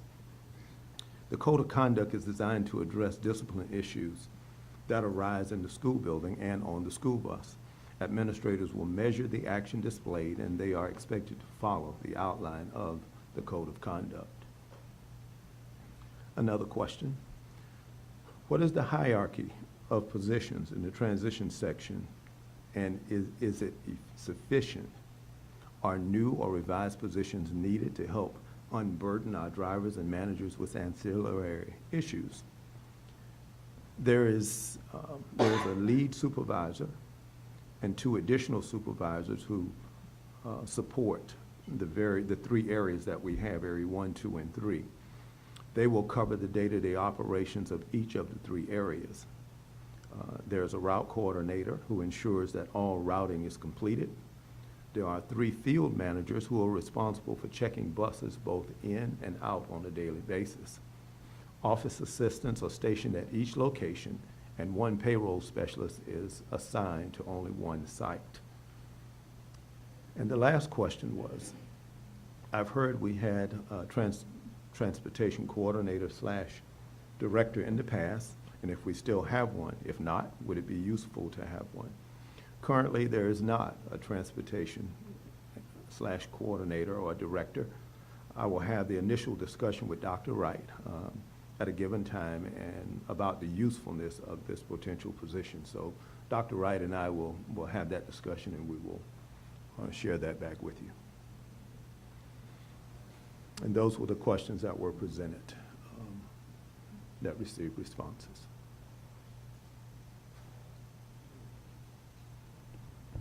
Mr. Chair, just more of a statement. 37 vacancies, thank you for your efforts on that. You guys are doing whatever magic you're making happen is working. To the level I would like, we're not there yet. I think we all know that, but it's clear that whatever you're doing is working. So I commend you for that, thank you for that. And if there's anything that I can do, 1 phone call, email away, I will do whatever I can to help you get things out of your way to do that. All right. Thank you for your presentation. Thank you all. All right? Mr. Chair, I got a couple questions. First question, compared to last year, how many vacancies we had last year on average? It varied. Just average. Maybe 45. Okay, that's what I'm saying. Good job in getting it down. Right. Now, 37 vacancy, are we counting the 5 in there? So is it subtract 5 from the 37, or you already counted them? It came down to about 42, and you take that 5. Oh, so, Right. Okay. Mm-hmm. Because you asked earlier about whether that was average, so it's very fluid. It was changing, up and down, so. Gotcha. Communication is a big part. I hear from the parents all the time. I hear from the schools all the time. Can you tell me the procedures of when a bus is late or is delayed? What are the procedures that the transportation office does to ensure communication is getting spread out quickly? To the public, to the parents and the schools. So what is the set procedure? So you got a bus 502, it's late, it's delayed, okay? We haven't perfected that process yet, and schools will send information out at different times. We don't have a process for... Well, it's not completed. I mean, it's been years. We don't have, to this day, we don't have a process. We're working on it. Okay, how long is that going to take? Excuse me, point of order. Yes. I'm having, background noise here. So, Mr. Chair, we have members of the community offering answers. We need order in the room. so my question is, it's been years, we're talking years now. So what is the procedure of best 5:02 is late? What do we do? The supervisors will many times make contact with the schools, and many times they are driving the buses that may be late. And so our office staff will reach out to the schools and let them know that. And it's not a complete thing yet, but we are working on that. So to answer your question, we met just the other day to look at how we could perfect that, and we're coming up with a way, and we can share that with you hopefully by the end of this week as to how I have a huge problem on that. I do understand your concern, and we have the same concern, and I'm sure everyone else do as well, and we want to do the best that we can. And I know there are parents who get frustrated, and we have drivers who are frustrated because they can't get the children there on time. Correct. Well, I mean, if there was a system in place, Yes, sir. that the school goes ahead and goes on our new app, fancy app that we have, and post it on their Facebook page, have it all set standardized, then we won't have communication problems. The other thing is, how many people do you have at the transportation office receiving calls? The persons that I mentioned are the ones who are receiving calls. Okay. A lot of them don't call back. They don't tell them what's the updates of what's going on. A lot of parents and schools, even the schools, they call the transportation office and they don't get anybody pick up the phone. So I'm just letting you know about that because it's consistent. But if we had the process of having delayed in the system of exactly knowing what needs to be done, people won't call the transportation office because everybody will be notified that. Also,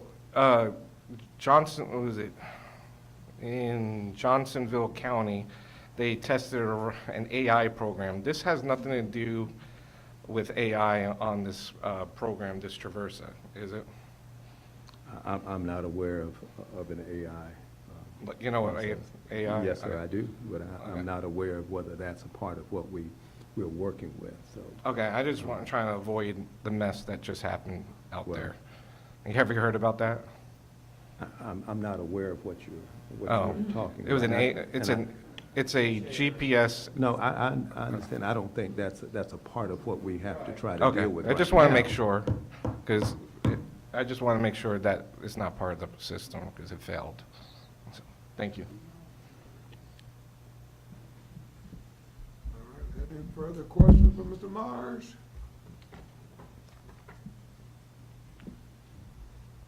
Mr. Myers, thank you for your report, sir. Yes, sir. Thank you.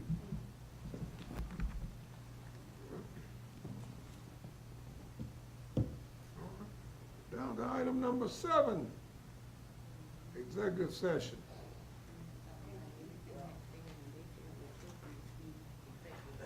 Mr. Chair, I would like to make the motion to enter into executive session for discussion of individual student matters, transfers in and out of district, the monthly personnel report, appointment, compensation, promotion, demotion, discipline, termination and/or release of an employee, discussion of Sumter School District property matters, discussion of district security matters, and superintendent contractual matters. Mr. Chair, I second that motion. All right. Motion is made and seconded that we enter into executive session for discussion of individual student matters, transfer in and out of district, the monthly personnel report, appointment, compensation, promotion, demotion, discipline, termination and/or release of an employee, discussion of Sumter School District property matters, discussion of district security matters, and superintendent contract matters.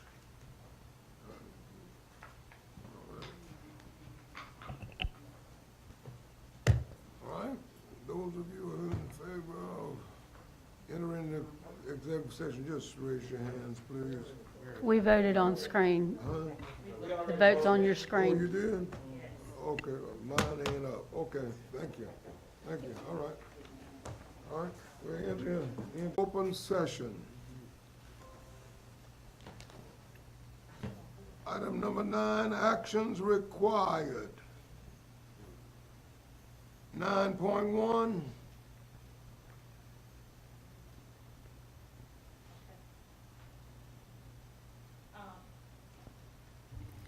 Mr. Chair, I motion to allow students A, B, C, D, E, F, G, and H to return to attend school out of district for school year 23-24. Mr. Chairman, I second that motion. The motion is supported. You may vote your conviction.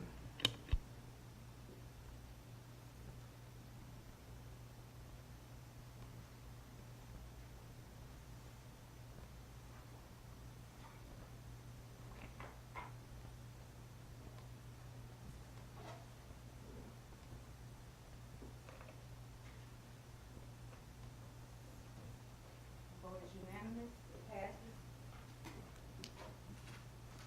All right. 9.2. Mr. Chairman, I make the motion to allow students A, B, C, D, E, and F to attend school in the Sumter School District for school year 23-24. Mr. Chair, I second it. Is that 9.2?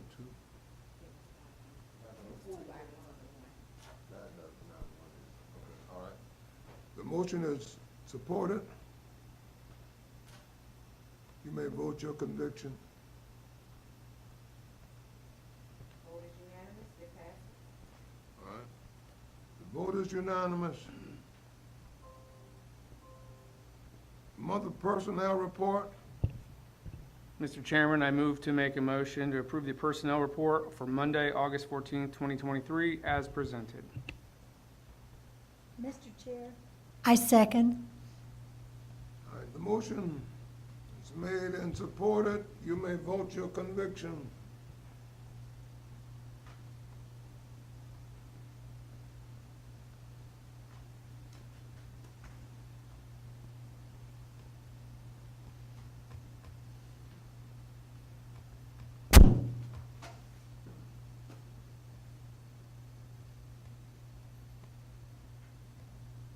Vote is unanimous, it passes.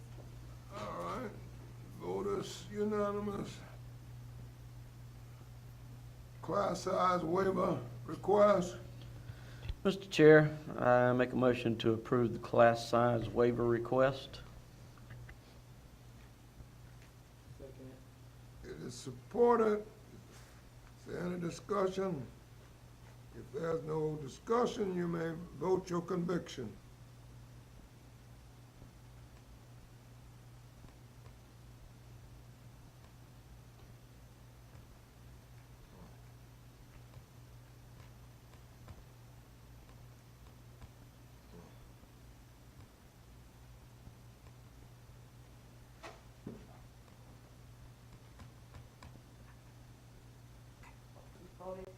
Vote passes. Hmm? It passes. Okay. All right, the vote passes. All right. If there are no objections, the consent agenda will stand approved. Item number 11. This meeting is now officially adjourned. God bless you all. Have a good night.